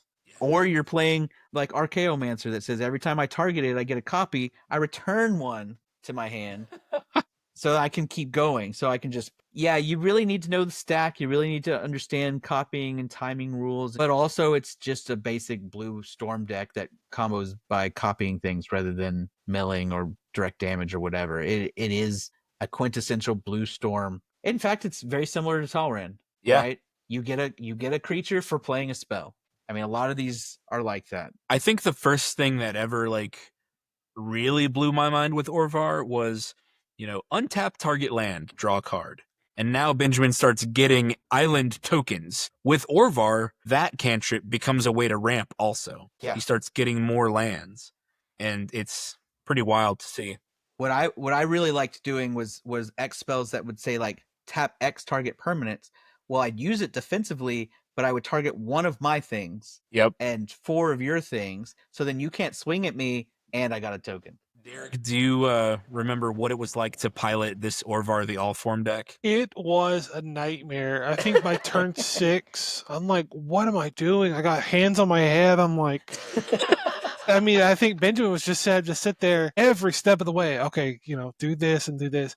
Because eventually you're just making so many tokens. It's like, I don't even know what to do with all this stuff. Like, why can't I hold all these Tidespout Tyrants? The table is not big enough for everything I need to copy and do. And you start getting like multi-triggers and this and that. It's like, oh my god!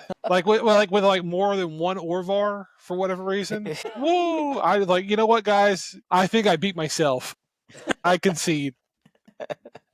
Yeah, so maybe not for a beginner, not for the faint of heart, but set this as a goal for the future, because this is the deck where you could see it on Architect or EDH Rec, and you could build the deck. I mean, Benjamin, how expensive is your Orvar the Allform deck? It's not very expensive. It's full of dirt cheap cantrips that nobody plays, right? Yeah, absolutely. Let me pull it up on Architect, but pretty sure it's because my thought process here is like, sure, you can build it, you could acquire the cards and it wouldn't be that expensive, but if you can't pilot it, if you don't have that skill set yet, that understanding of the things we've mentioned, the stack, priority, copying rules, layers of copying, all those things, then this deck will still be really difficult to pilot, even if it's cheap to construct. According to this, it's $230. Which is relatively cheap. I mean, for us, because we're enfranchised players, a lot of those are probably like common draft chaff that you just saved up in your common boxes. Yeah, like a big chunk of that is like Sakashima of 1,000 Faces, which is $30, right? And Ristic Study, which is $50. You don't need a Ristic Study. And a game changer. Yeah, but I mean, if you copy Ristic Study a few times, it's kind of Benjamin, that's Machiavelli again. Stop that. Stop poisoning our listeners with your Machiavellian slop. There's see, like there's a Cavern of Souls. You don't need a Cavern of Souls. Like Right. it doesn't do much of anything for the deck, but it's $50 and it's in there. So, anyways, that's okay. So now that brings us to the core of this episode: cards for Spellslinger. We're going to talk first about lands that we think synergize with the Spellslinger archetype. So these are lands that can help you draw cards, lands that can get sorceries or instants back from your graveyard, or lands that have flash. I think the number one land that you really need to save up money for and prioritize in your Spellslinger deck, let me put it on screen. Look at this, y'all. Whoa. Have you ever seen a more beautiful island? That's Nope. beautiful. No. I mean, this right here. It's busted. This basic land island with the teardrop symbol in the text box. It's tough to beat. Yeah, and tears is what it brings. When I see One of the What most if powerful we lands had in two Magic. islands together? Dude, you can cast counter spells. One is good, but two is great. Yeah. One is good. Could be better. Could be Both. better with two. Islands, you're probably going to need some. You're probably going to need some in your Spellslinger deck. Benjamin, what do you think comes first for synergistic lands? Synergistic lands. There's a couple that make your spells uncounterable. I think those are important for when you're going to go for the big finisher. You're going to play your Expropriate. So the two that I want to point out are Mistrise Village and Viseiju, who shelters all. The original OG Viseiju. Mistrise Village, you have to pay Brand blue new. and tap it to make a spell uncounterable. Viseiju just says when you tap it, if you spend mana on an instant or sorcery, that spell can't be countered. So both of those are good for just saying my next spell, my game winner is gonna resolve.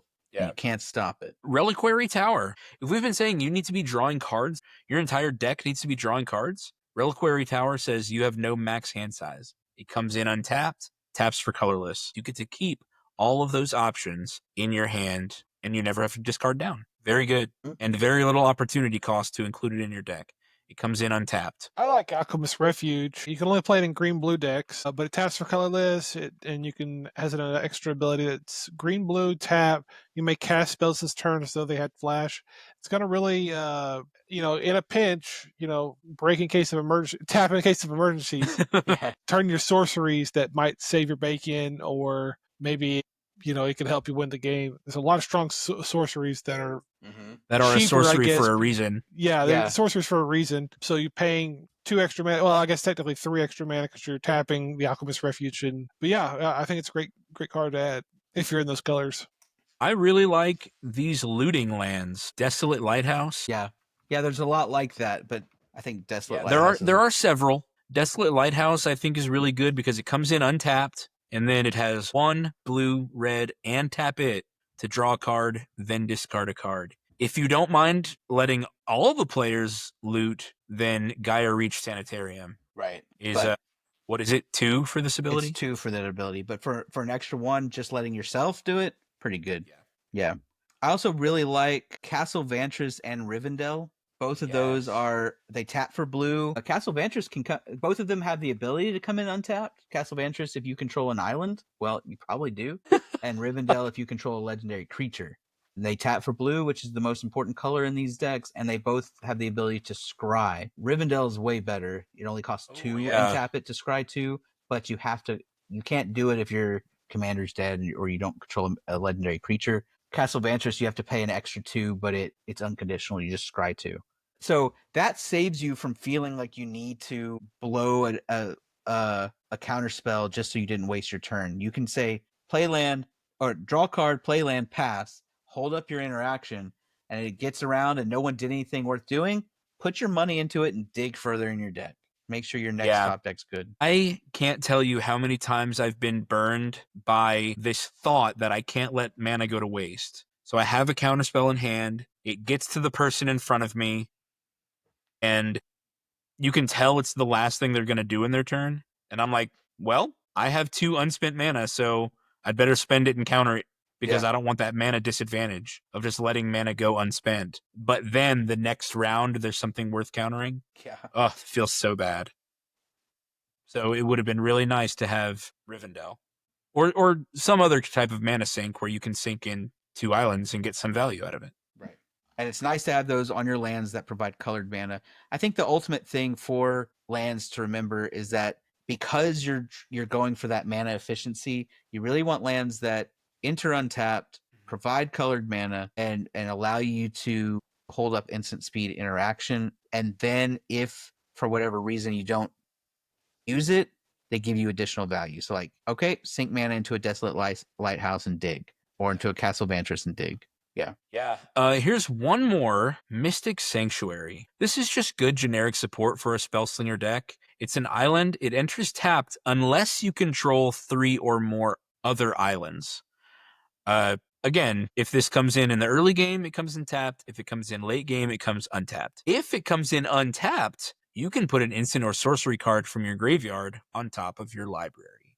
So it lets you bring back something that was good that you can recast. Yeah. I especially like it if you're playing miracle cards. Yeah. Set up So that you miracles. can know what's on the top of your library. That's pretty Yeah. good. So next, let's get to our ramp section. These are cards that synergize especially well with Spellslinger. They look for you to cast instants or sorceries or non-creature spells, or they reduce the cost of instants and sorceries in general. I think the all-star on this list is Stormkiln Artist. Stormkiln Artist is insane. 3 and a red for a 2/2 dwarf shaman. He gets +1/+0 for each artifact you control. He doesn't actually care if you're running an artifact synergy deck because he's going to make artifacts himself. Magecraft. Whenever you cast or copy an instant or sorcery spell, create a treasure token. Treasures, of course, can be tapped and sacrificed to add mana of any color. So if you pay 1 blue to opt and then make a treasure, that opt was free. You got a treasure from it. Really good. Yeah. Similarly, Burgi, God of Storytelling, Yes. and Runaway Steamkin. Both of those, whenever you cast a spell, any spell for Burgi, I don't know how do you say your name? I've heard Bergie. Okay. I don't know though. I like And then- Pergy. Yeah. And then for Runaway Steamkin, it's whenever you cast a red spell. But both of those, basically, you cast your spell, you're going to get mana from that spell. Runaway Steamkin, every red spell you cast gets a +1/+1 counter, and then you can remove 3 to get 3 mana. So basically, every 3 spells you get 3 mana. Bergie is every spell you get 1 mana. They all do similar to Stormkiln Artist. They let you, as you're playing spells, get mana to play your next set of spells. Hey, don't forget Bergie's best ability. That creatures you control can boast twice during each of your turns rather than once. I have never seen that used. I have never boasted a creature, period. Not even once. But yes, Bergie's top paragraph is good enough for that price tag. And we're also going to see later what makes her good enough for that price tag. Yeah, that's true.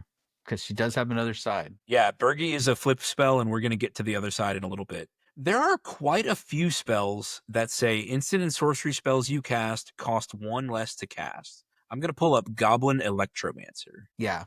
You don't need to pull up all of them, but they all are very similar. Goblin Electromancer costs blue and red for a 2/2 Goblin Wizard, and it says all instants and sorcery spells you cast cost 1 less to cast.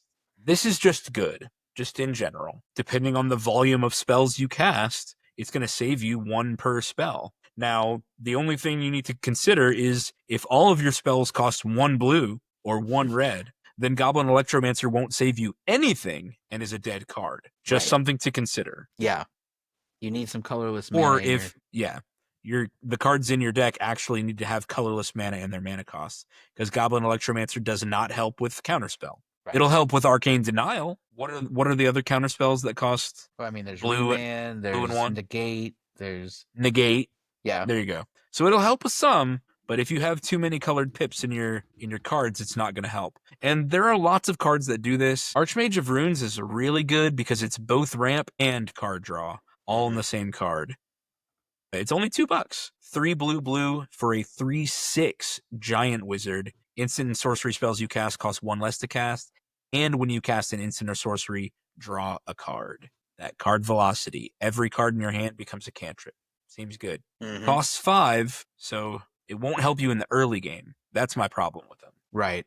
Yeah, Jason Sanctum is one less. You don't get the body, and it only scries instead of draws a card. But it's still Right. pretty good. Yeah, Derek, Jason what- Sanctum costs 4, but lets you scry 1. Yeah. Derek, what's something you like? I mean, if we're gonna run Reliquary Tower, I think Thought Vessel and Decanter of Endless Waters as your mana rocks. Having your no maximum hand size is gonna be nice. You can get a lot of cards in a Spellslinger deck, so being able to hold all of them, I like a lot. Yeah, Thought Vessel is good.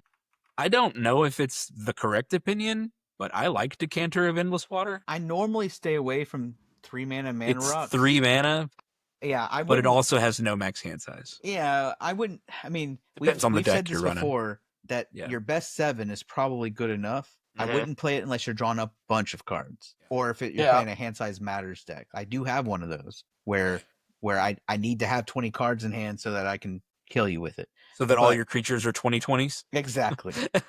Yeah. But unless I'm playing a deck that does that, I Right. play Thought Vessel in most decks. I very few Decanter of Endless Waters. That 1 mana is just Too much. it's too much for Relationship with Decanter ended. But in Spellslinger, I would consider playing it, and the fact that it provides colored mana actually makes a difference. Yeah, that's what I'm saying. That colorless mana really changes things. Hell, let's talk about a game changer. Jeska's Will. One of the few game changers in red. Jeska's Will is 2 in a red. You can choose one of these 2 modes, but if you control your commander, you get both of them. Add red for each card in target opponent's hand. Choose the opponent with the most cards. And exile the top 3 cards of your library, and you can play them this turn. Man, that's really good. If all Draw your cards 3 are, and add 7 to your mana pool. Insane. and if all of your cards are Thrill of Possibility, Faithless Looting, whatever, your mana is paying for those to you just played those and drew a bunch more cards. It's great in a Storm deck, absolutely. But yeah. I want to talk about High Tide, also great in a Storm deck. Yes. High Tide is 1 blue instant. Says this turn, whenever a player taps an island for mana, that player adds an additional blue. Basically, double your mana for the turn. Sometimes it's the card you need to get to expropriate, or it's the card you need to be able to play 10 spells and storm off. It's just 1 blue, and it comes out of nowhere, and it adds to your storm count. It's instant speed. You can combo off on somebody else's turn. There are legacy decks built around High Tide. I have High Tide in my Fibblethip deck, That's awesome. just so I can try to plot more and more and more cards. Yep. Okay, so now let's get to card draw. And Man, the deck velocity in this archetype of deck is so important. Benjamin, go Yeah. ahead. Well, there's just so many card draw spells out there. Just go to Scryfall, find your colors, type in draw card or draw, and just find the ones that fit. We're gonna highlight some very, very, very good ones or some archetypal staples, Yeah. but we'd be here all night listing all the various ways you could draw cards. So we're just gonna highlight a few representative ones here. Yeah. Derek, give us a top performer. Well, I mean, I forgot to talk about top performer. Ristic Study is the boogeyman of card draw. Another game changer. Can't have a conversation without it in blue. Yeah. It's whenever an opponent casts a spell, you may draw a card unless that player pays 1. They often don't, even though they should. So this can get pretty crazy pretty fast, which is why it's a game changer. And that's why it's expensive too. Yeah. Not if you use proxies, $55. Level the Cheap playing with your field, own baby. printer. Sponsored by HP. Derek, you're exactly right. You can't ignore it. Mm-mm. So good. And it's one of the few ways in that you can draw cards without you having to pay additional mana. So you're turning through your deck for free, and you can sculpt your hand and get what you need to go off later. There's a bunch like this, but Archmage Emeritus and Whirlwind of Thought, both are 4 mana. Archmage Emeritus says, Magecraft, whenever you cast or copy an instant or sorcery spell, draw a card. If you're playing a lot of the cheap cantrips, this means that they now draw 2 cards for 1 mana, but also all your bigger cards or the ones that don't cantrip, now they do. So it makes it worth it to play your counter spells, your unsummons, your, all the cards that are good for your deck, but maybe aren't helping with the game plan. Now they are. And Whirlwind of Thought is similar, except it's whenever you cast a non-creature spell, draw a card. So it gives you a little bit more versatility. You do have to be in red, white, and blue to do that one. Yeah, having 3 colors in its cost makes it. I mean, you're paying a deck building cost in order to even run this card. Yeah. Great in Kaikar. I want to talk about the backside of Bergie. We talked about Bergie already, about how this card gets you a red mana each time you cast a spell, but Bergie has a backside. The backside is Harnfell, Horn of Bounty, and this is an incredible card draw card, a deck velocity card. Its ability is discard a card, and then you can exile the top 2 cards of your library and play those cards this turn. So take a card that you're not using, a land in the late game or whatever, chuck it, pitch it, and then look at the top 2 cards, and you can play those instead. And that's why Bergie God of Storytelling costs $15, $17-ish dollars. Yeah. You've got ramp on one side of this spell, and you've got card draw on the other side of this card. That is so cool to be able to pick what you need for the moment, or to be able to pick what you need for the mana that you want to invest in it. I don't know. I don't like the backside's cost. I think 5 is a little much. Yeah. But I think the front side's cost is great. Yeah. Well, The front side only costs 3. It's cheaper than Steam Kiln Artist. What was his name? Stormkiln Artist. Storm Kiln Artist. Stormkill Artist, yes. Yeah, cheaper than him at 3. Anyway, Harnfell, Horn of Bounty. So we're talking synergy. We're talking multiple purposes. We're talking limited card slots in your deck. Bergie's really good. It's great in Kess because you can use what you discard. I think why it's so powerful is because if someone plays a game ender and you're sitting there and you're holding up a bunch of cards that just aren't responsive to that, discard your whole hand and dig for an answer. Yes. Right? Like at instant speed. There's no sorcery speed on this at any time. It's great in Riel. So lots of the commanders that we highlighted earlier benefit from Harnfell. And so I think 5. It's 5 because if you play it with 2 cards in your hand, it's 5 mana to draw 4 cards. That's pretty good. Yeah, it's pretty good. And it prevents late game top decking bricks. If for some reason you get empty handed and you draw a land, it's now 2 more cards every turn. It's great. I want to talk about the blue cantrips, the ones that you're going to see a lot. Preordain, Ponder, Opt, Brainstorm. Basically, the cards that dig deep down. Preordain lets you see 3 cards potentially for 1 mana, right? Because you're going to scry 2. If you don't like either of them, you're going to draw the next one. Yeah. Brainstorm, same thing. You're drawing 3. You do have to put 2 back, but it gets you +1 card and you dig 3 deep. Ponder, same thing. You look at your top 3 cards. You decide if you put them back in whatever order you want and draw a card. If you don't like any of those 3, shuffle them in and you get to draw a fresh one. So it actually theoretically digs 4 cards deep. So for 1 mana, you can't go wrong. These are all great, and they help you keep the game. Oh man, what? I searched Opt and it pulled up 44 cards. Okay. Opt is scry 1, draw a card. Yeah. What I like about Opt is that it's instant speed. Yeah, so and instant speed. It's not as good as Ponder. It doesn't dig as far as Ponder, but it's instant speed. Anyways. Yeah, it's great for the person on your right is ending their turn and you had extra mana. Yeah. Just Opt. Keep going. Yep. I guess there's a few others. There's Peak. There's Gitaxian Probe. This category is huge. You're going to want some number of these for your deck, preferably ones that surveil or scry or help you do more than just draw a card. Yeah. So I'm going to do Artist's Talent. This is a new card from Bloomburrow. Relatively new. Costs 1 and a red. Nice and cheap.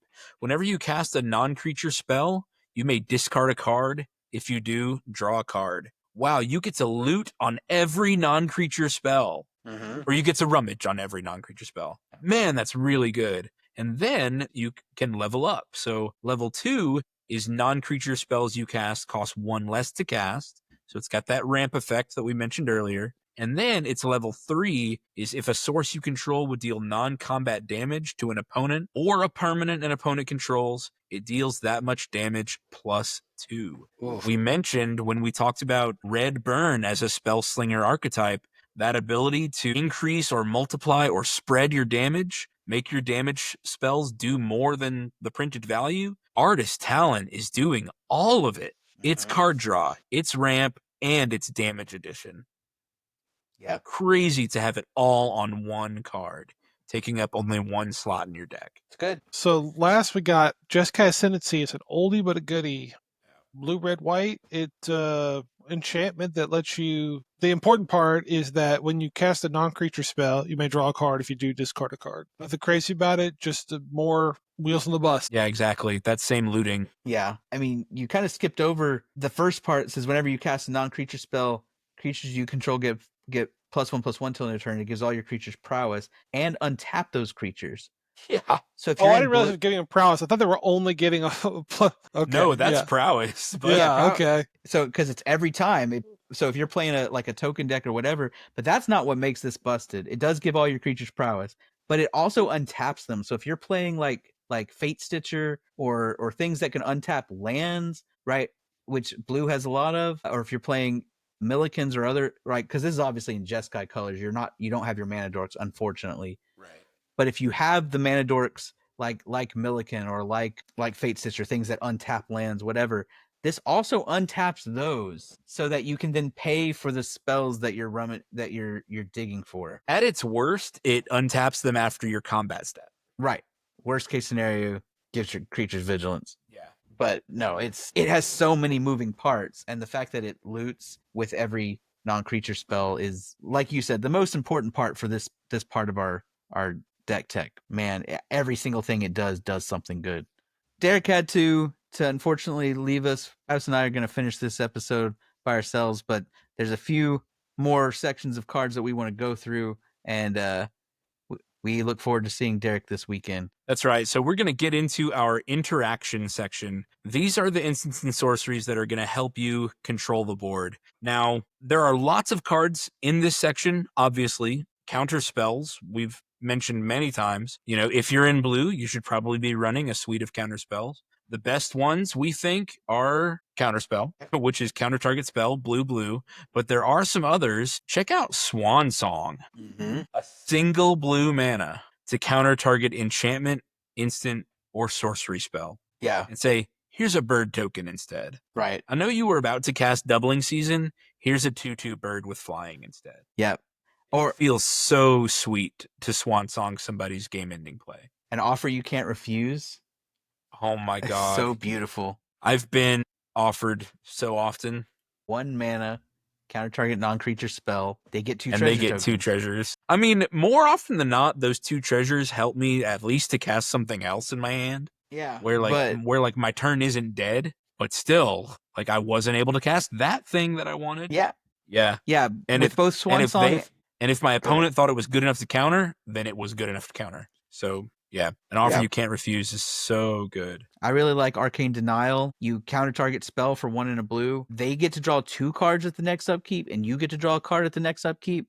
That might feel bad, but it's actually pretty good. Really good to have that mana flexibility to have it just island and 1. The cool way that I have seen Arcane Denial used, I think I've only used it in this way 1 time, is somebody else counters my spell, and then I counter my spell with Arcane Denial. So then you get to draw 3 cards? So I get to draw 3 cards. Wow. Yeah, that's pretty good. Yeah. Because, like, the game-ending finisher spell I always have in my head is Doubling Season for some reason. So I go to cast Doubling Season. My opponent casts Counterspell. Maybe I don't have a card in my hand to, like, immediately take advantage of Doubling Season. Mm-hmm. Maybe it's, or, you know, I don't have a token maker or a counter adder or whatever. Maybe I don't, maybe on that turn I was playing it, it was a 5 mana do something and it's not going to help me. What would I rather have in that situation? My opponent to draw 2 cards and me draw 1, or me just draw 3 new cards? It's pretty wild. Yeah. To counter target spell on your own thing if somebody else is messing with you. Mm-hmm. Yeah. That's pretty good. Yeah.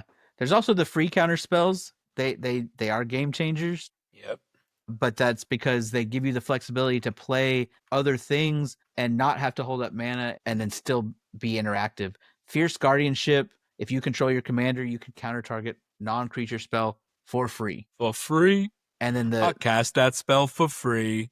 It's expensive because it's really good. It can protect your combo. It can stop someone else's combo. Force of Will is the poster child for this kind of thing.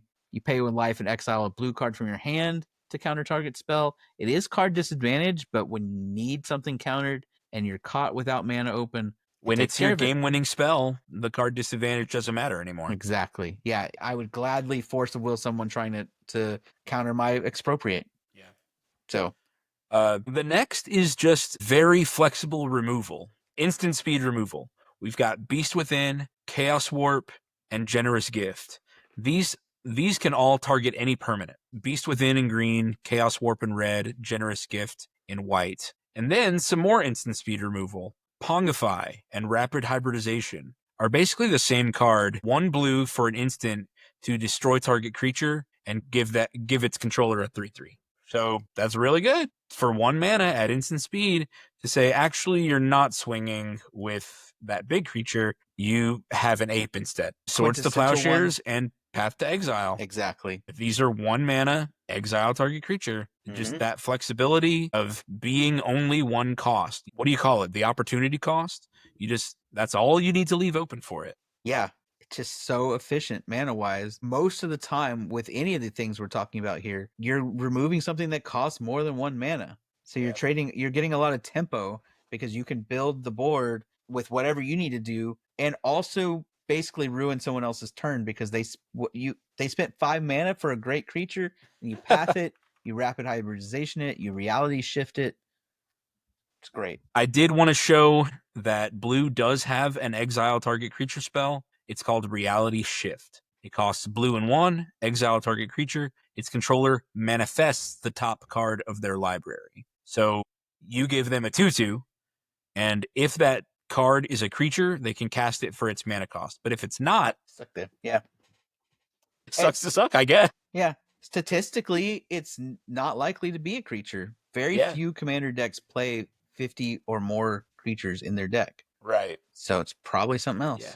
Statistically, it's a land or something that can't be flipped. Yeah. Benjamin, you wanted to talk about this last one. Go ahead. I mean, so when you're in Spellslinger, ultimately the ways that you can interact with your opponents is basically the whole history of Magic. But effects like this one that are unique, I just have fun with. So Mystic Reflection is an instant that says choose target non-legendary creature. The next time 1 or more creatures or planeswalkers enters the battlefield this turn, they enter as copies of the chosen creature. This is instead, it's not in addition to. If there's a 2/2 manifest out there, you can choose that one. Right? Yeah. So if they 1/1 cast soldier. their commander, they cast their Niv Mizzet Perun. They spent 6 mana, and you go, Mystic Reflection. And now that Niv Mizzet Perun is entering as a copy of that 2/2 manifest. And it's not dead. They can't recast it. They have to find a way to kill it first to be able to get it back. It's almost like a counterspell for any creature or planeswalker. You just pick the worst thing on the board, a token, a mana dork, whatever, and whatever big play they made is now that little thing. But it can also work the other way. If you're playing a token version of Spellslinger, you can use this to copy the best thing on the board. Someone has played Inferno Titan or pick whatever big thing they just played, Apex Altazor. Yeah. Now you say, okay, my token that I'm my about 2/2 to Drake. my 2/2 Drake is now going to be an Apex Altazor. And Mystic Reflection also, you can foretell it, which means you can pay 2, and then it's available for 1 mana on future turns. Real easy to keep that open. So I like its versatility in either giving you the best creature on the board or taking away someone else's creature when they cast it. Very, very powerful interaction. Awesome. And yeah, we kind of sped through that, but you just need to search Scryfall and find the cards that fit the way you want to control the board. Do you want to control through counterspells? Do you want to control through after the fact removal? It's up to you. There's so much interaction. What is her name? Hilda? I mean, there's the Hilda, yeah. Hilda wants to control the game by tapping opponent's creatures. So fill your deck with that interaction instead. Mm-hmm. You know what I mean? Yeah. So that's always, kind of, it's up to you. Yeah, there's always the return everything to hand, Cyclonic Rift, and what's it, River's Rebuke? Rebuke. I Rivers Rebuked somebody this past weekend who had over 100 rabbit tokens. Oh, felt so good. That was rough. my Fibblefib deck again. Mm-hmm. I was like, sorry, buddy. Rivers Rebuke. That's Just Matt. so Shout much. out to Matt if he ever listens to this. My Chun-Li deck, actually. I do have a Chun-Li multi-kicker, whatever her name is. Yeah. that deck is full of, like we mentioned before, 1-mana draw card effects, Yeah. but also this 1-mana removal. Pongify, Rapid Hybridization, Swords, Path, and Unsummons. Ooh, yeah. There's lots of those. Because she can attack, and I can spend my open mana to just clear the board. Mm-hmm. Say pop, pop, pop, pop, pop. Throw 5 removal spells all at once. It's pretty good. Okay. Protection. Protecting your game plan. As we mentioned in the strategy episode, you likely have very few permanents on your board. Unless you're doing this token swarm value version of Spellslinger. But one of the possible weaknesses of Spellslinger is a lack of board presence. So you need to protect your life total and what you have on the board. And there's a few cards that we think are pretty good for that. Swiftfoot Boots and Lightning Greaves are going to protect your commander. That's just what they're there for, is to make sure that your commander, whatever value your commander is adding to your deck, with these cards, you can protect it. Mm-hmm. So that's Swiftfoot Boots and Lightning Greaves. Deflecting SWAT, that's the big one. It's free if you control your commander. Well, chances are your commander is your payoff in a Spellslinger deck or a key enabler. It just says you may choose new targets for target spell or ability. So if they're targeting you with Rapid Hybridization or Path to Exile, nope. No, you're not. You're targeting something else. You can use it with, it's a counterspell for counterspells. It's really a 2-for-1 because you protect your thing and kill something else on removal spells.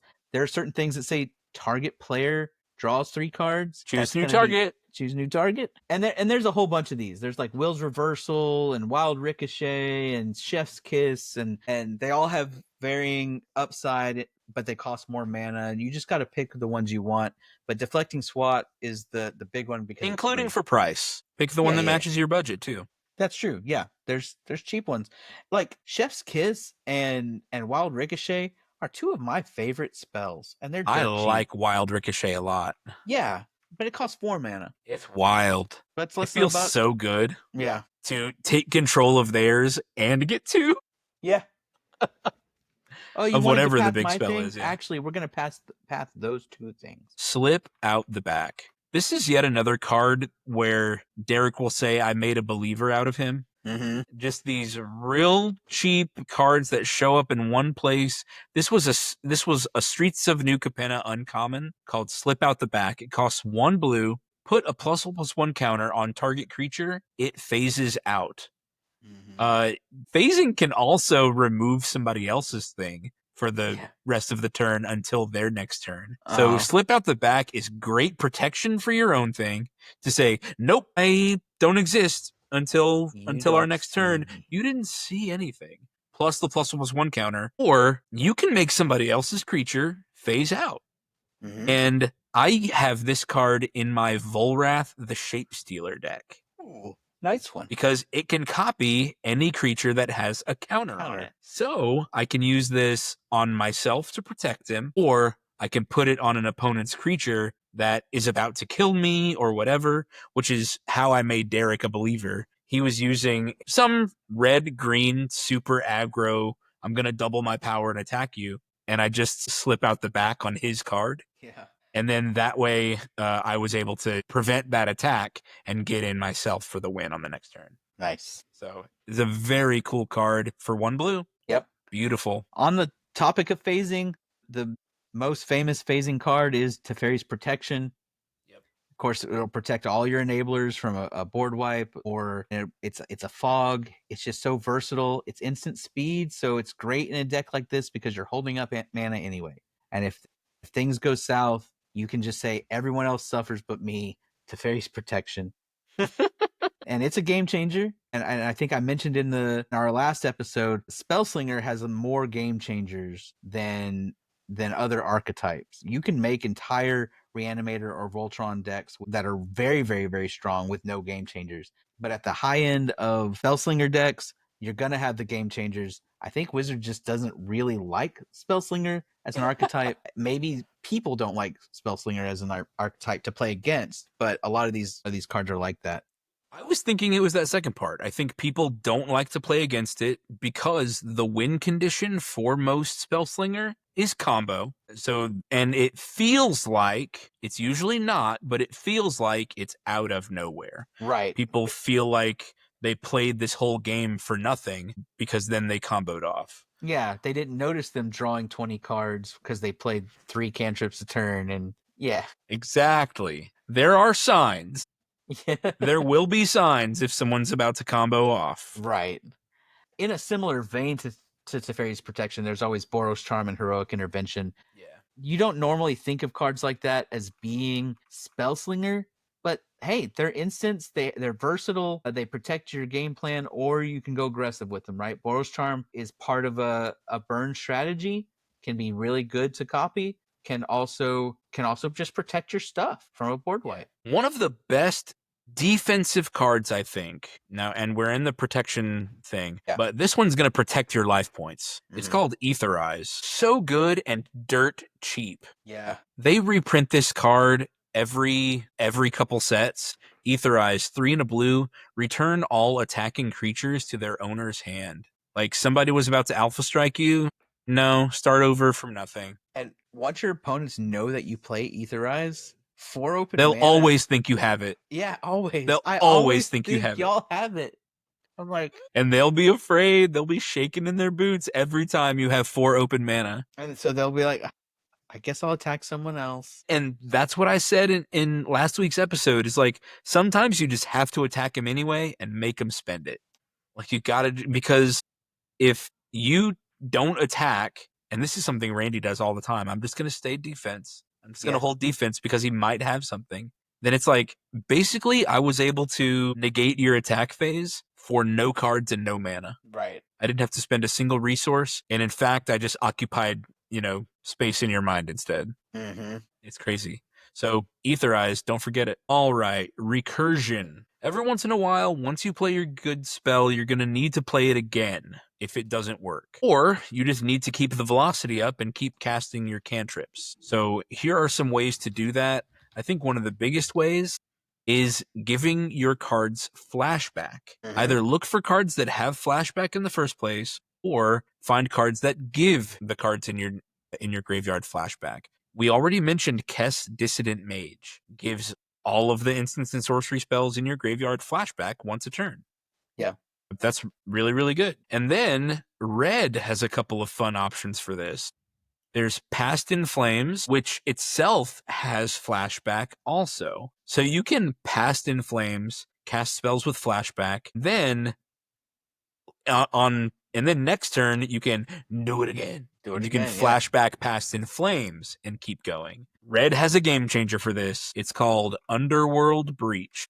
Yeah. For 1 turn, for 1 in a red, it's an enchantment. Each non-land card in your graveyard has Escape. And the escape cost is equal to the mana cost plus exiling 3 other cards. Well, if you have been cantripping out, then you have enough cards in your graveyard to pay that escape cost. Right. Because I don't know. I wouldn't be escaping a Ponder, right? I mean, I suppose you could. Yeah. It's up to you, listener. Yeah. I mean, what makes it so good is that it's cheap, so it's easy to storm. 1 in a red, that's right. Yeah. You can storm off with it. Yeah. I personally prefer Past in Flames. It's more to get started. It costs 4 instead of 2, which in a deck like this does matter. But if you're storming and you're playing cards out of your graveyard, I like to have access to all of them. All of them, yeah. All of them, because what you're likely doing is playing a lot of ramp spells from your graveyard. You're playing Seething Song and Manamorphose and things that are getting you the mana to play more of them. And so what you really need are the cards to build your storm count. And to me, Underworld Breach uses up your fodder, but I know 2 mana is a lot in a deck like that. So I see the difference why. between Underworld Breach and Past in Flames. Yeah. So I get it. I think some other staples in this category, Snapcaster Mage, Mystic Retrieval. I think both of those are obviously really good. Yeah, Mission Briefing, Archaeomancer, they all just give you access to another spell. Yeah, Snapcaster Mage. Mystic Retrieval, I think, is really good because, like we just mentioned, it has flashback. So you can return an instant and sorcery from your graveyard to your hand, and then you can Do it again. Another card that is dirt cheap, 11 cents. And that's another reason that Archaeomancers, I think, a worthy inclusion. Yeah, and The world Archaeomancer do you spell also Archaeomancer? there's AEO. Archaeomancer, it's typically you want stuff that's on an instant or sorcery like Mystic Retrieval, but Archaeomancer is abusable with its enter the battlefield if you're playing things like Ghostly Flicker that can bounce it and then get back your bounce spell and then do it again. It's a great combo piece for decks like this that are just as part of everything else. Flicker your Archaeomancer. Randy has Archaeomancer as part of his combo in his Brago deck with Tunnel Vision and Approach of the Second Sun. I've never seen him pull it off, but it makes sense. Maybe he hasn't with you, but he has with me. It's pretty cool. It's a lot of mana. Right. Of course. But his deck is full of mana rocks and bouncing his mana pieces over and over again. Okay, some synergy staples. We mentioned some of these last episode. We can fire through them right now. These are ways to gain value in Spellslinger or ways to finish the game. Yeah.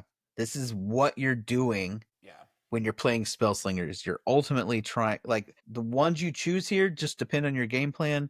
There's obviously any number of potential finishers, including creature finishers, right? You can play draw go and then just find a can't be countered hexproof Sphinx or whatever to close out the game while you control the board. But these are ones that play into the game plan and really feel like you slung spells till the very end. Ether Flux Reservoir. It's the number one. There's something just so sweet about hitting someone for 50. A giant laser to the head. It feels so good. Yep. Ether Flux Reservoir. Some of the most fun, like, value building enchantments. 1,000-Year Storm. Yeah. I'll never forget a deck that they built and played back when Commander's Brew was a podcast that wasn't defunct. It was 1,000-Year Storm and Casualties of War, where his goal was to storm off into Casualties of War at the top end and to be able to copy Casualties of War a lot. It was a lot, and he did manage to pull it off on their Battle of the Brews episode. That was really, really fun to watch. Wow. So you're keeping track of your storm count. You're counting the spells you cast throughout the turn. 1,000-Year Storm says whenever you cast an instant or sorcery spell, copy it for each other instant and sorcery spell you've cast before it this turn, and you choose new targets for the copies. So you have 1,000-Year Storm on the board. You cast your first spell, nothing happens. But you cast your second spell, you copy that spell once. You cast your third spell, you copy that spell twice. And it's just going to keep growing. That's the sort of thing where Manamorphose is good. Your Seething Song is good because you get a ton of mana, and then you can play your next one. And you draw a bunch of cards, then you can play your next one. And you can keep playing and keep playing and keep playing. Yeah. Yeah. Oof. We've mentioned several times like a token-based or a token value-based version of Spellslinger. We've mentioned Talran, Third Path Iconoclast. Young Pyromancer is another common one. Just look for this effect where it says when you cast an instant or sorcery, create and then put token in the search terms. Because there's Young Pyromancer, there's Murmuring Mystic, which creates birds, I think. Monastery Bird Mentor. tokens. Monastery Mentor is great, creates monks with prowess. Yeah, and we already talked about with Jeskai Ascendancy, prowess is a wonderful game ender. It's a win condition for Spellslinger decks. Yeah. Because your creatures are getting a combat boost for each spell you cast. Yep. So really, storm really off cool. and get in with a big army. Relatively new card that just came out. What is this? Quarry Steel Cutter. Yeah. I wanted to show it off just because it's new. And we've seen it go off a couple times already. Yeah, and we watched it when we played at the shop the other day. Quarry Steel Cutter costs 1 and a red for an equipment. Equipped creature gets +1/+1 and has trample and haste. You love it. You love to see trample and haste. Mm-hmm. It has flurry. When you cast your second spell each turn, create a 1/1 white monk creature token with prowess. You may attach this equipment to it for free. Yeah. So immediately you play your second spell. You've got a 2/2 with haste and trample. And if prowess. You keep casting spells, it's getting bigger. Exactly. Keep storming, and then it's just going to be a really big guy with trample and haste who can swing immediately. Awesome. Yeah. Big spells, big finishers. Here, Benjamin, pick a couple of those. Yeah, so we've mentioned Expropriate a few times. It's a 9-mana spell, but everyone votes for either time or money. You take an extra turn for each time vote, and you steal a permanent for each money vote. Everyone should So give much up a fun. permanent, but you're always going to vote for extra turn. You always vote for turn, So yeah. you're going to get 1 extra turn and steal 3 permanents. Pretty good. This was one of my game-winning cards when I had Jaleva. Yeah. Yeah. Is Yeah. it a game changer? It is now, yes. It should be. Yeah. So that's one of the big ones. Mizzix's Mastery is really fun. Insane. It's a 4-mana spell that it's kind of a recursion spell. You exile an instant or sorcery card from your graveyard and copy it, and you cast it without paying its mana cost. So it's kind of just to pick something out of your graveyard and cast it. But what you really are using it for is its overload cost. So for 8 mana, you replace target with each. It just copies everything in your graveyard, and you cast them all for free. If you can't win the game, I mean, obviously you should wait till you've put a bunch of stuff in there. But hopefully you've been putting a bunch of stuff in there. I mean, that's just what it is. And then one more along those same lines is Epic Experiment, which instead of casting them out of your graveyard, you're going to be casting them from the top of your library. It's an X spell, X blue and red. It says exile the top X cards of your library, and you may cast instant and sorcery spells with mana value X or less without paying their mana cost. And then you put everything that you didn't cast into your graveyard. This is Villainous Wealth on yourself? Yes. But only instants and sorceries. It's not everything. Oh, that's true. But you've built your deck that way. Villainous Wealth, you're hoping to hit good cards. With Epic Experiment, you know what's in your deck. It's primarily instants and sorceries because you built it that way, and you know what the top thing costs. If you have an Expropriate in there, then make sure X equals 9. At least. Exactly.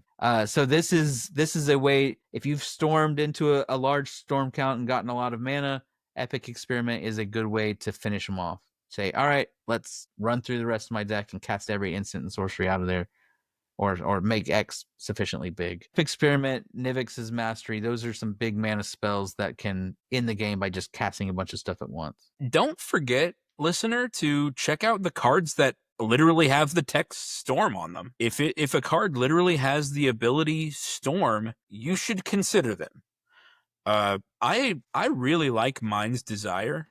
I have Mind's Desire in my Fipplefip deck because I can plot a bunch of cards, cast those cards for free, and then have enough for Mind's Desire while my Storm count is high.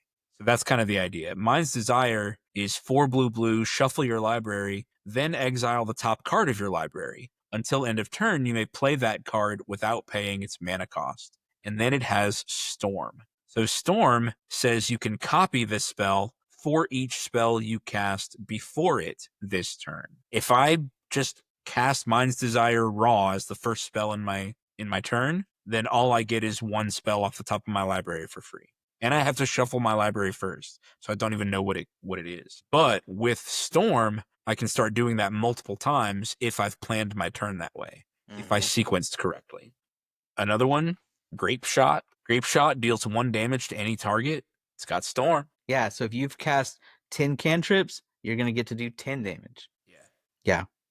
A lot of fun. There are entire decks in Modern and Legacy built around just playing a bunch of spells in one turn, probably with Past in Flames or Underworld Breach, so you can do it again, and then casting a Grape Shot. And then Grape Shot to their face. Yeah. There's a couple others that can finish off the game. There's Empty the Warrens, which will give you 2 Goblin tokens for every spell you've cast this turn. And then there's Brain Freeze, which mills 3 cards and then has Storm. So it depends how you want to. And the nice thing about Brain Freeze is it's in blue. So the rest of these were in red. Mind's Desire is also in blue.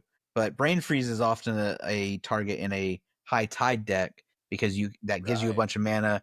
You can keep churning with cantrips and such. And blue also has ways to search for the right instant sorcery. So at the right time, you can Mystical Tutor something, draw it, and then play it. So you can chain a few Brain Freezes together after your cantrips. And it's cheap, right? So once you have... Wow. Well, it's not cheap. Blue.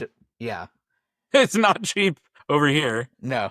Wow, it's actually kind of expensive. I didn't expect that. But that's because it's part of a legacy deck that It's does. meta. Last ones I want to talk about are Any more? Any last ones? just the big mana high value ones. So I love cards like Sublime Epiphany.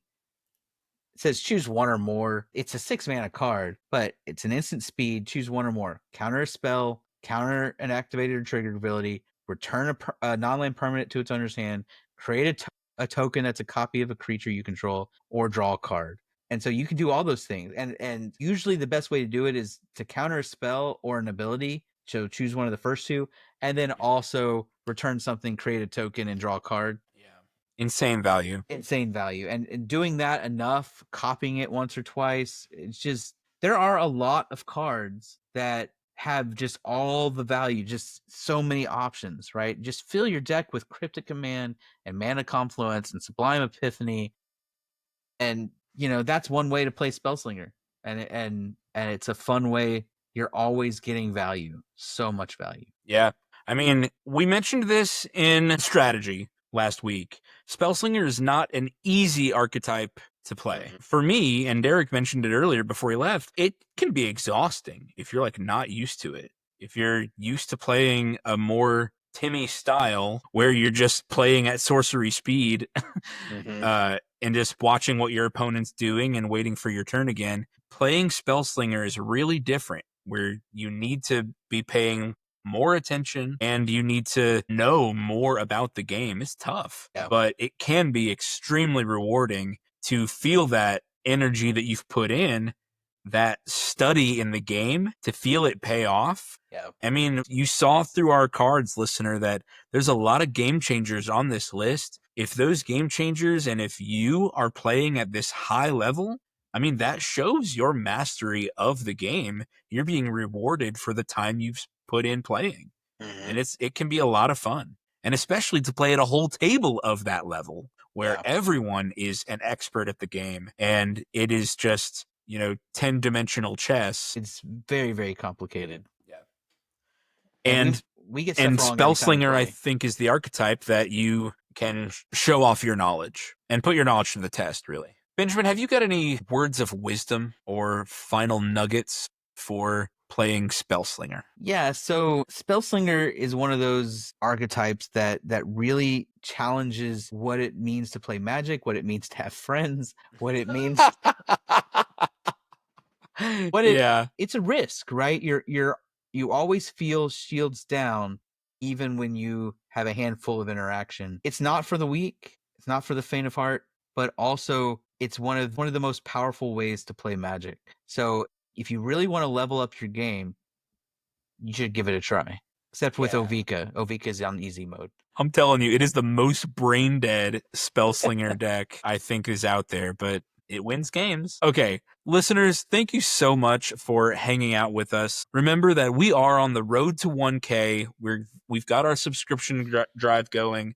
We're going to be providing milestones as we approach, and get in now on the ground floor where you can tell people, I was there when that channel was really young, before they made it big. You can be the hipster indie fan for My Mythical Meta. Please comment with more cards that you think we should have talked about, and tell us about your Spellslinger decks. Maybe you've got a really successful Spellslinger deck, or a disaster like some of the ones that we have that we didn't talk about. Because trust me, they're there. Tell us about your experiences, cards that you think we should have talked about, and obviously ask questions. We're happy to help, and we want you guys to... We want our listeners to be able to make a successful Spellslinger deck, and when somebody says, wow, that was really cool, you can say, yeah, I got some ideas and some tips from My Mythical Meta. Thank you so much for listening. You can find our Patreon at patreon.com/MyMythicalMeta. You can email us directly. In addition to leaving comments, you can email us directly at mymythicalmeta@gmail.com. Don't forget to visit our sponsor, EldoradoGaming.com, for metal dice, and use the promo code META for 10% off. Listeners, thank you so much for listening. And Benjamin, thank you for being my brother and a great friend. Adios. Bye. This episode was sponsored by Eldorado Gaming. Use the promo code META for 10% off your order. Please like, comment, subscribe, and share. Welcome to the Eldorado Gaming Deck Series. Eldorado Gaming is your site for premier accessories like metal dice and playmats. Eldorado Gaming sponsors the My Mythical Meta podcast, and the deck series features Magic the Gathering decks played by the My Mythical Meta crew. Subscribe to the channel and comment with your own suggestions or questions for the players. Welcome back to the Eldorado Gaming Deck Series, where me, Derek, Randy, Benjamin, we share the decks that we play in our meta. Today is a special day. We've been doing our Spellslinger series. This is my Spellslinger control deck. I like to play a lot more aggro and a lot more just board presence battle cruiser magic, but this is a really fun deck that controls the board until I can still overwhelming stampede and knock people's life points out. Before we get to it though, I just want to remind our viewers real quick that we are on the road to 1K. If you like our content, our deck techs, our essential concepts, and our Magic Players Play Worse Games series, please subscribe so that you don't miss the new stuff that's coming up, so that you don't miss new decks and our next archetype. So be on the lookout and please subscribe. All right, Benjamin, ask me about my deck. All right, I'm ready to gush knowledge. You just told us it's your Spellslinger deck. Your commander is Lord of the Nazgul. Tell us what Lord of the Nazgul does. He's so good. 3 blue-black for a 4/3 with flying, a Wraith Noble. He has one line of text that doesn't matter. Wraiths you control have protection from ring bearers. This is not extremely common in our meta. I had a side question. Does protection from ring bearers mean you can block a ring bearer? Not if you have greater power. So yeah, that's the problem with ring bearers in the first place, is getting hit by them. So anyway, that top line of text doesn't matter. But here's what does matter. Whenever you cast an instant or sorcery spell, create a 3/3 black Wraith creature token with Menace. And then, if you control 9 or more Wraiths, then Wraiths you control have base power and toughness 9/9 until end of turn. So, each time you cast an instant or sorcery spell, you get to create a creature token, a Wraith, and then it checks to see if you have 9 of them. If you have 9 Wraiths on your battlefield. And if you do, boop, bloop, bloop, they all get powered up into 9/9s for the remainder of the turn. So, if they get that power up, if they get that 9/9, then I'm swinging into somebody. Somebody's going to get a big hurt. And that's what is so fun about this deck is I'm trying to control and draw cards. And while I do that, I'm creating these Wraiths. So my board presence is steadily growing. And they're 3/3s, which is not huge, but it is significant. Yeah, it's not a 1/1. It's not a 1/1, but I can still use them for chump blocking if I need to, or stealing the Monarch if I need to, because they've got menace. Yeah, things like that. And then once I get 9, I try to swing out and knock somebody out. We divide our deck building template into a few categories. Obviously, you've got your lands. You also have your ramp, your card draw, your interaction and protection, and then your game plan that includes your synergy cards and your finishers. So we're going to go through each of these categories, and I'm going to ask you to highlight cards that really stand out in that category. If you want to see the full deck list, the link is in the description down below, and you can also check out our Archetype page, where we put all of our deck lists that we feature on this show on our Archetype page at archetype.com. We're going to start with the basics. Your land looks like a fairly basic land package. Yeah, it's pretty standard. I've got 37 lands, 11 islands, 9 swamps. I have a lot more blue in this deck than I do black because I'm doing the counterspell thing and whatever. 2 lands that I think matter. Bojuka Bog is going to hit one of my opponent's graveyards. And we've said this in the past. If your deck has black in it, stick a Bojuka Bog in there. You'll never regret it. Unless it's in your opening hand and you exile somebody's rampant growth or something. Right. But the other land that definitely matters is Minas Morgul Dark Fortress. Not the Cabal Coffers reskin, but Minas Morgul Dark Fortress. Legendary land, it enters the battlefield tapped and taps for a swamp. The reason it's here is because you can pay 3 and a black and tap it to put a shadow counter on target creature. For as long as that creature has a shadow counter on it, it's also a Wraith. So I can change a creature to start counting as a Wraith. Nice. And then the shadow counter is not just a fancy name for a counter. It actually gives the creature the ability Shadow, which means that it can only block or be blocked by other creatures with shadow, which are extremely rare. Yes. So you're basically saying that one of your creatures is going to be unblockable for a little while. Yeah. And it can't block, but who cares? Because you're swinging. You're not blocking with it. Yeah. Yeah. So this is great for stealing the Monarch, or I've got Bident of Thassa in this deck, so if I just need to draw a card, just sneak my way in with Shadow. Nice. Okay, and then otherwise they're all fixing. Just command tower-like stuff. Yeah. Let's look at your ramp package. This looks like a pretty standard ramp package. Artifact ramp with Soul Ring, Wafers, Bauble, Arcane Signet.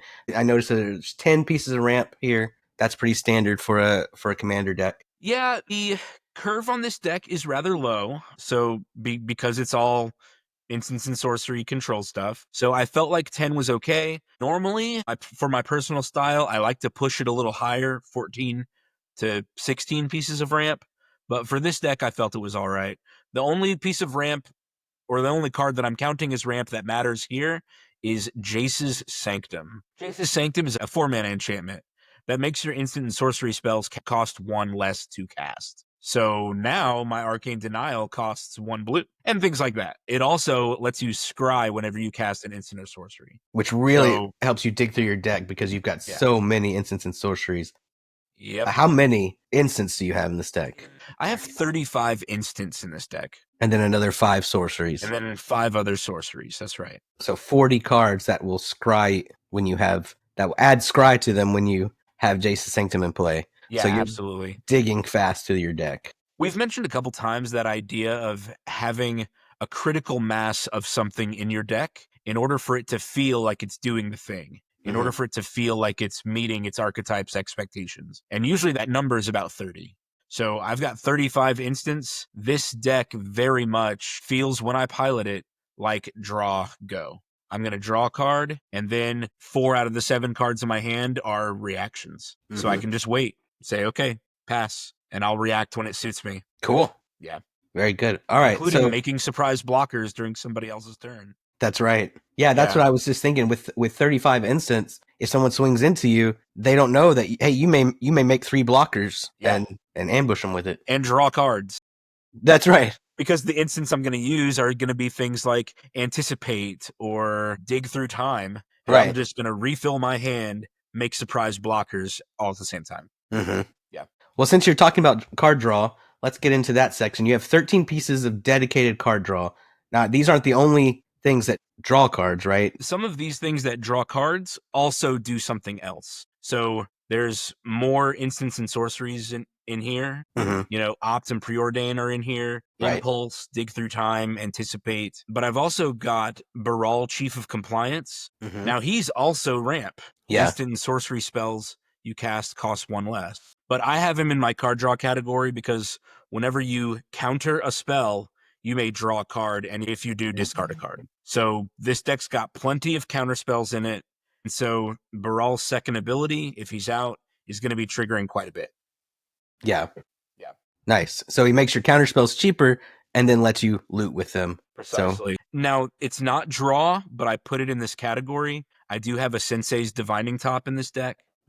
Sensei's Top is an incredible card. You can pay 1 to look at the top 3 cards of your library and put them back in any order. This is really good because, you know, if it's turn 5 or later, I don't need lands anymore. You know, and if I've got a land in my top 3, I can just keep pushing it to the bottom. Or whatever. And then if you've got a scry, you move it to the top and then put it on the bottom of your library. Oh, yeah, that's true. And then you can also tap to draw a card and put Sensei's Top on the top of your library. This is really awesome when somebody plays a Destroy All Artifacts. You know, if somebody plays a board wipe, like, I don't think many people are going to blast a Beast Within on a Sensei's Top, knowing that it can save itself by tapping. It can hide itself on top of the deck. But it can get caught up in a Farewell or Vandal Blast or something, so you just... Whoop. Yep, and you get to draw the card. You get to draw the card that you put on top there, and you know that your next turn is a 1-mana artifact that's not taking up your whole turn. You can just play Sensei's Top again. I also stuck Mystic Confluence in this category. Mystic Confluence is a counterspell, but I've got it in this category because usually I'm going to staple draw a card to it, either once or twice. Yeah, I feel like that's the most common mode is counter target spell unless it's a controller plays 3, draw a card, draw a card. Yeah. Very And, common. I mean, drawing 2 cards Although while you I counter have spell. had to do a counter target spell unless its controller pays 3 twice. I have had to do that before, but it's always worth it when you do. I've used it for the second mode, to return target creature to its owner's hand. Mm-hmm. Returning 3 things is not bad. Clear, and you're like, okay, now I can get through because now with all my menacing wraiths, they don't have enough blockers. Exactly. And then earlier you mentioned Bite into Thassa. Yep. Bite into Thassa is a 4-mana artifact. Whenever a creature you control deals combat damage to a player, you may draw a card. The second use, I don't use it often, but I have. It can clear out blockers. Yeah, exactly. You pay 1 and a blue, tap it. Creatures your opponents control attack this turn if able. You can force them to attack as much as they can and leave them shields down. This is also great for people who have just utility creatures that they keep on the back line, like Oracle of Moldiah or something. You can just say, no, you have to swing with them. And then I'll block with a Wraith. Bam! And he just slaps Oracle of Moldiah down. Nice. Yeah. All right. Let's get into your protection and interaction package here, especially your protection. Let's do that first. Sure. So Yeah, your deck I've is got- really, really dependent on the commander, right? Yes. Without the commander, it's just control with no win con, which is, we all know, miserable. Mm-hmm. There's no fun to be had by anyone there. So once you get Lord of the Nazgul on the battlefield, what do you use to protect it? Yeah, so I've got to keep Lord of the Nazgul on the battlefield. I do have some Lightning Greaves in this deck. Always very nice to have. I can move them around for free, which is always very good. But the important thing about this deck, something that I did differently in this deck than with others, is that my protection spells are also instants. They're also instant speed reaction. I've got Dark Dabbling, which has regenerate target creature, draw a card, and it has Spell Mastery. If there are 2 or more instant and sorcery cards in your graveyard, regenerate each other creature you control. You almost always have spell mastery in this deck. Exactly. It only takes 2 to have Spell Mastery, and now I can Heroic Intervention my creatures after a board wipe, basically, and draw a card. Like that just... It's really nice to have Dark Dabbling here. And then I've got a whole suite of these black instants that save a creature from death and return it to life. So Fake Your Own Death, Aim Death, Not Dead After All, and Supernatural Stamina. I like Not Dead After All. So those 4 cards all basically do the same thing, which is until end of turn, target creature you control gains. When this creature dies, return it to the battlefield, XYZ, and then 1 or 2 other things. So return it to the battlefield tapped, return it to the battlefield, in this case, for Not Dead After All, with a Wicked Roll token attached to it. A Wicked Roll token gives it +1/+1, and if that token's put into the graveyard, each opponent loses 1 life. So the creature comes back stronger with Not Dead After All. Yeah, that's pretty cool. I have this protection in the form of instants because whenever you cast the instant in order to protect him, you still create the Wraith, you still create the Wraith token, and then Lord of the Nazgul comes back. Yeah. So my board state really hasn't changed. It's not like Lord of the Nazgul or any of these Wraiths have conditions that require Lord of the Nazgul to survive. I am going to get a Wraith each time I cast one of these. Yeah. So you always have protection for Lord of the Nazgul, and you get a Wraith for protecting him. Exactly. So you get to build up your board state when they try to remove him. I get a bonus Wraith each time somebody tries to remove Lord of the Nazgul. Right. Oh, that's messed up. Yeah. All right. Now, one of my favorite cards you have in your protection category is Darkness. Yeah. No one expects the darkness. No one expects darkness. No one expects a fog when you're playing Dimir. Yeah, for folks that don't know, darkness is just fog and black. There it is. Yeah, 1 black, prevent all combat damage that would be dealt this turn. No one expects it. Right. Somebody swings out with me with a bunch of tokens or a Voltron or whatever. Looks like you got lost. Should have brought a flashlight, buddy. That's really cool. Yeah. All right. Now, normally we suggest somewhere between 8 to 12 interaction cards that can interact with your opponent's plan. But this is your plan. So this is your synergy category. So you have 21 removal spells. Isn't that miserable to play against? Yes. But that is the plan. That is the plan. That's yes. what we call control. Yeah, it's awesome. So I've got a few favorites. Let's look at Hellish Rebuke. Okay. Benjamin, have you seen this card? It came in the Forgotten Realms commander deck. Huh. 2 and a black for Hellish Rebuke. Until end of turn, permanents your opponent's control gain. When this permanent deals damage to the player who cast Hellish Rebuke, sacrifice this permanent. You lose 2 life. So you play it as soon as somebody's doing an Alpha Strike on you, Right. and then I'll just no blocks. No blocks. As long as I survive, or as long as it's getting the creature that I want to kill. Right. And then they have to sacrifice it. There's no getting around it. So somebody can swing with their hexproof indestructible Voltron. Sorry, you have to sack it and lose 2 life. Hell demands its payment. That's really good. That I had not seen that card before. And I think I've hit somebody for like 7 creatures before and done like 14 damage with Hellish Rebuke. It's pretty great. It's really, really good. Now you have to take some damage to use it. Right. Do you have You any have to- any You have life to be gain in willing this to deck? take a hit. Do you have any way to gain life? No. No. No. Okay. For the most part, you're not taking much damage, right? You've got sudden spoiling that can turn all the creatures into 0/2s. Yes. Right. You've got Aetherize that can return all attacking creatures to their owner's hand. Ether Spouts, which returns attacking creatures to the top or bottom of their owner's library. Ether Spouts is brutal. So Aetherize is a major card we put in our Spellslinger card review last episode, Yes. which just returns attacking creatures to their player's hands. Ether Spouts costs only 1 additional mana, and instead of them getting it in their hand, they have to choose to put it on the top or bottom of their library. Yeah. So if it's their Voltron, they'll probably put it on top, and then it kills their draw. They don't get to draw any new cards, Mhm. and then it sticks it right there. It's awesome. Yeah. And if they have like more than 1 creature they want to save and put on top of their library, you get to just kill their next couple of draws. Yeah. Yeah, it's really, really, really good. I'm looking at just the sheer number of counter spells. You've got Annul, Bluster Squall, Steel Sabotage, Arcane Denial, Counterspell, Counter Squall, Disdainful Stroke, Mana Drain, Negate, Dissipate, Filter Out, Yeah, so I'm doing Undermine. a deck purge right now. and Insidious Will. And any new listeners, every like 3 or 4 years, because I'm a prolific deck builder, I'm just always building decks. And then I'll play them 2 or 3 times, and then usually they get put on a back burner. So every 2 or 3 years, I do a deck culling where I take 20 to 30 of the decks I have and undo all of them and put them all back in binders. And when I was getting ready to deck tech for this deck, I took out a bad counterspell and got to put my mana drain in. All right, I count 13 counter spells. Yeah, there's counter spells, and then there's some exile, destroy. I'm looking, it's kind of crazy that I don't have I guess- Pongify and rapid hybridization in here. Yeah, that is Because I weird. should,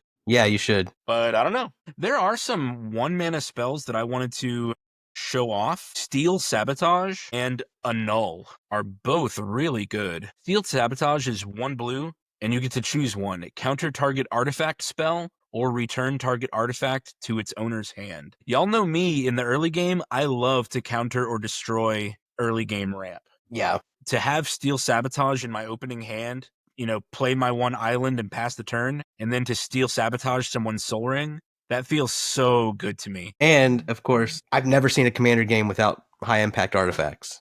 So Yeah, really easy. So Steel Sabotage is far beyond just for the early game ramp.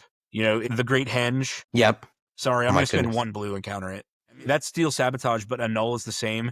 Counter target artifact or enchantment spell for 1 blue. Mm-hmm. I mean, arguably, you could say that's better because I can counter 2 different spell types, artifact or enchantment. But like Benjamin just said, in Commander, you're almost guaranteed to hit something really good with this Yeah. for only 1 blue. Mm-hmm. I also love Disdainful Stroke, counter target spell with mana value 4 or greater. So the card Disdainful Stroke basically guarantees tempo advantage Yeah. Because they're spending 4 mana. because they're spending 4 and you're spending 2. Like, that's good. Yeah. And most commanders cost 4 or more. Most high impact plays cost 4 or more. And you get to sit there with 2 mana and Just knock them down. knock them down. All right. Okay. Can we So- get to the fun stuff now? Yeah, all right. So you've played your commander. Of course, you're drawing and you're removing and you're protecting your commander. You're getting your wraiths. How do you close out the game? All right. So remember, for Lord of the Nazgul, I need 9. I need 9 wraiths on the board. Yeah. So in this deck, I have some ways to make bonus tokens and to turn those tokens into wraiths. Okay. So my bonus token makers are Talrand Sky Summoner, Murmuring Mystic, and Sedgemoor Witch. We've talked about Talrand for basically 3 episodes in a row now. Whenever you cast an instant or sorcery spell, you create a 2/2 blue Drake with flying. Murmuring Mystic costs the same mana cost, 3 and a blue, so still costs 4. Whenever you cast an instant or sorcery spell, create a 1/1 Bird Illusion creature token with flying. Okay, so I'm still creating some bonus tokens there. And then Sedgemoor Witch. Sedgemoor Witch is a tad cheaper, 2 and a black for a 3/2 human warlock. Hey, she's got menace and ward. Yeah, but this ward, that doesn't count. Yeah, ward pay 3 life. But she's got Magecraft. Whenever you cast or copy an instant or sorcery spell, create a 1/1 pest creature token. Pests have the bonus ability whenever this creature dies, you gain 1 life. Okay, Hey, I've got some life gain in this deck. Hey, there you go. Okay. I have one more token maker. It's an instant called Zot's Will. It costs 4 and a black. It has 2 modes, but if you control your commander, you can choose both. The first one says each opponent sacrifices a creature they control with the greatest power. I like this. Yes. It doesn't give me the choice, but at least it takes their biggest thing off the board. It may not take off the greatest ability. It may not get the thing that's helping their game plan the most, but it is taking the biggest body they have off the board. And then the second mode, and remember, when it has multiple modes like this and you're getting them, it goes top to bottom. You go down the row like that. So the first one was each opponent sacks a creature. The second, exile all cards from all opponents' graveyards. That then already is create X01 black Thrall creature tokens, where X is the greatest power among creature cards exiled this way. So you look through all the creatures that they just exiled, you find the biggest one, and I get the number of Thralls equal to that power. Nice. Thralls are just 0/1 tokens. Well, Usually but you're they're gonna blockers or sacrifice fodder. But as you'll see in my next section, those Thralls hopefully will not stay Thralls for long. Yep, you're gonna turn them into 9/9 wraiths. Because I am going to transform them into wraiths. I have 2 cards in the deck that change creature types. I've got Arcane Adaptation, which is a 3 mana enchantment. Choose a creature type. Creatures you control are the chosen type in addition to their other types. So now all of the drakes, birds, pests, and thralls I have are also wraiths. Hopefully with Lord of the Nazgul out, this means I only need his ability to trigger 3 or 4 times. I don't need to straight up play 9 instants in order to get his ability to work. If I can get a little bit of this synergy going, then I don't need to cast as many spells in order to get my wraiths to go off. I've got Arcane Adaptation. I also have Maskwood Nexus, Which can just make wraith tokens. which can make wraith tokens for me. I can pay 3 and tap it to create a 2/2 blue shapeshifter creature token with Changeling. And So this these count as wraiths. this is one of those things. If you watched our Spellslinger episode, you know that one of the frustrating things could be a do nothing turn where you hold up interaction and then no one does anything worth countering or removing. Well, having something you can sink mana into is a great way to mitigate that. So you're like, okay, I'm gonna hold up Bluster Squall or Disdainful Stroke, whatever, and then you didn't play anything that I wanted to counter. All right, well, let me just make a token. Precisely. Yeah. Let me just get my bonus wraith. So every turn, let me guarantee that I'm getting an extra wraith onto the board. But what's the more important ability on this one? The more important one, is that creatures you control are every creature type. Yeah. Which includes wraith. Yep. So done, taken care of. That is a 4 mana artifact. And then you have ways to find these. And then I've got some bonus ways in the deck to tutor these out. I can search them out and find them. So in order to search out Maskwood Nexus, I've got a tutor called Fabricate. Fabricate costs 2 and a blue. Search your library for an artifact, reveal it, put it in your hand, shuffle your library. I'm just going to tutor for Maskwood Nexus. If I already have Maskwood Nexus in my hand, that's fine. It's going to get me a Wraith and my Soul Ring. You know? It's going to get me a Wraith and Lightning Felwar Greaves. Stone. Like it's just, or Yeah. Bident of Thassa. Yeah. Oh, that's a I've good got plenty of other targets that I can use. I can search out Sensei's Divining Top if I need to. But the main target here is Maskwood Nexus. And then I have a way to search out Arcane Adaptation. This card is called Perplex. Perplex is an instant. It costs 1 blue black. Counter target spell unless its controller discards his or her hand. So Pretty. it's decent. I have cast it, and I've had both outcomes. I've successfully countered the spell, and I've had people just choose to discard their hand instead. But going, discarding your entire hand, that's fine. But the actual reason that it's in this deck, beyond being a counterspell, is the transmute ability. So transmute for 1 blue black, you discard the card, and then you can search your library for a card with the same converted mana cost as this card. Reveal it, put it in your hand, and shuffle. Do it only as a sorcery. So I can transmute Perplex into Arcane Adaptation because they are both mana value 3. That's pretty cool. To Yeah. have a counterspell that can back up be an Arcane Adaptation, it just seems really perfect for this deck. Yeah. I think you have Yeah. another tutor here, Step Through, Yes, I have one last card here. which works really well when Maskwood Nexus is on the field because it lets you search yeah. for anything. But The card is called Step Through, a sorcery from Modern Horizons 2. It costs 3 blue to return 2 target creatures to their owner's hands. At sorcery speed for 5, this is not a playable card in my opinion. right. I guess it's not completely unplayable if I'm super desperate, but the reason it's in this deck is it has wizard cycling. I love the fact that they're like, cycling? No, let's make it a tutor instead. Wizard cycling for 2.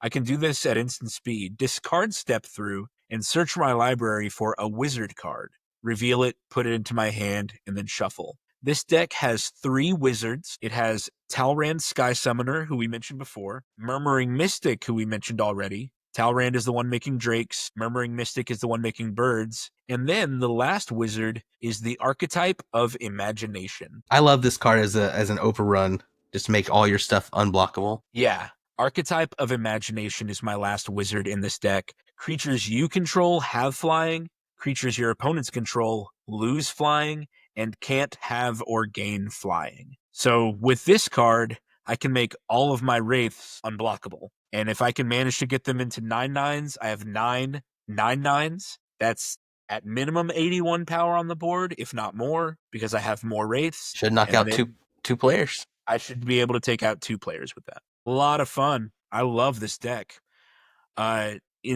This is the deck I was talking about in our strategy episode when I said I feel exhausted after playing this deck Yeah. because I am just hyper attuned and my mind is burning through all of the possibilities every time someone plays a card worth 4 or more. Yeah. I'm like, you got to should think. I counter that? Is that card good enough to lubricate the rest of their deck and push them to a win? Is that card going to kill me, or do I let it through? And to run through, the Doctor Strange time, the Doctor Strange right. time web of chain reactions, to do that for every card my 3 opponents play, it is exhausting. But I have won with this deck by doing a 9 Wraith overrun, and it feels pretty good. Yeah. I remember specifically a game where I etherized Randy's last attack that would have killed me and then wraithed him out for the end. So this deck is a lot of fun, and it is a challenging Spellslinger deck to play. I thought it was a perfect opportunity to do this deck tech. We've been talking about Spellslinger for 2 weeks now. This will be week 3. And, listener, if you're looking for a beginner Spellslinger list, or if you're looking to experiment with control, I think this is a good way to start because you've got a commander that will help you keep some walls up where you're not completely shields down the entire game. I feel like this deck's a little more forgiving.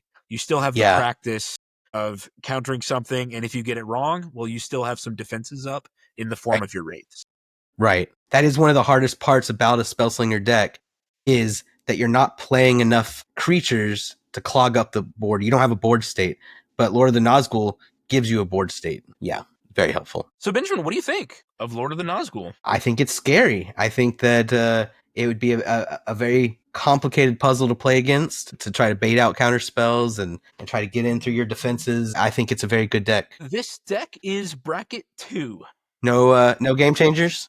There are no game changers in this deck. Mana Drain is not a game changer yet. Okay, that's weird. Oh, I checked. Yeah. No, you're right. But Sensei's Top is not a game changer. I mean, I think those are the only 2 cards that we could even say are like especially powerful. Right. No, none of the rest of these would be would be crazy. But You could certainly power this deck up, obviously. right, with add in some like Force of Will or Force of Will, any other free counter spells, Cyclonic Rift. This deck can definitely be powered up into a 3 or 4. Mhm. And listener, that's at your discretion. That's at your budget. You can certainly print out a Cyclonic Rift for this deck if you want to, using your home printer. That's another way to do it. But I don't usually proxy. I usually just build with the cards I have in my binders. I'm a deeply enfranchised player, so my Cyclonic Rift is elsewhere right now.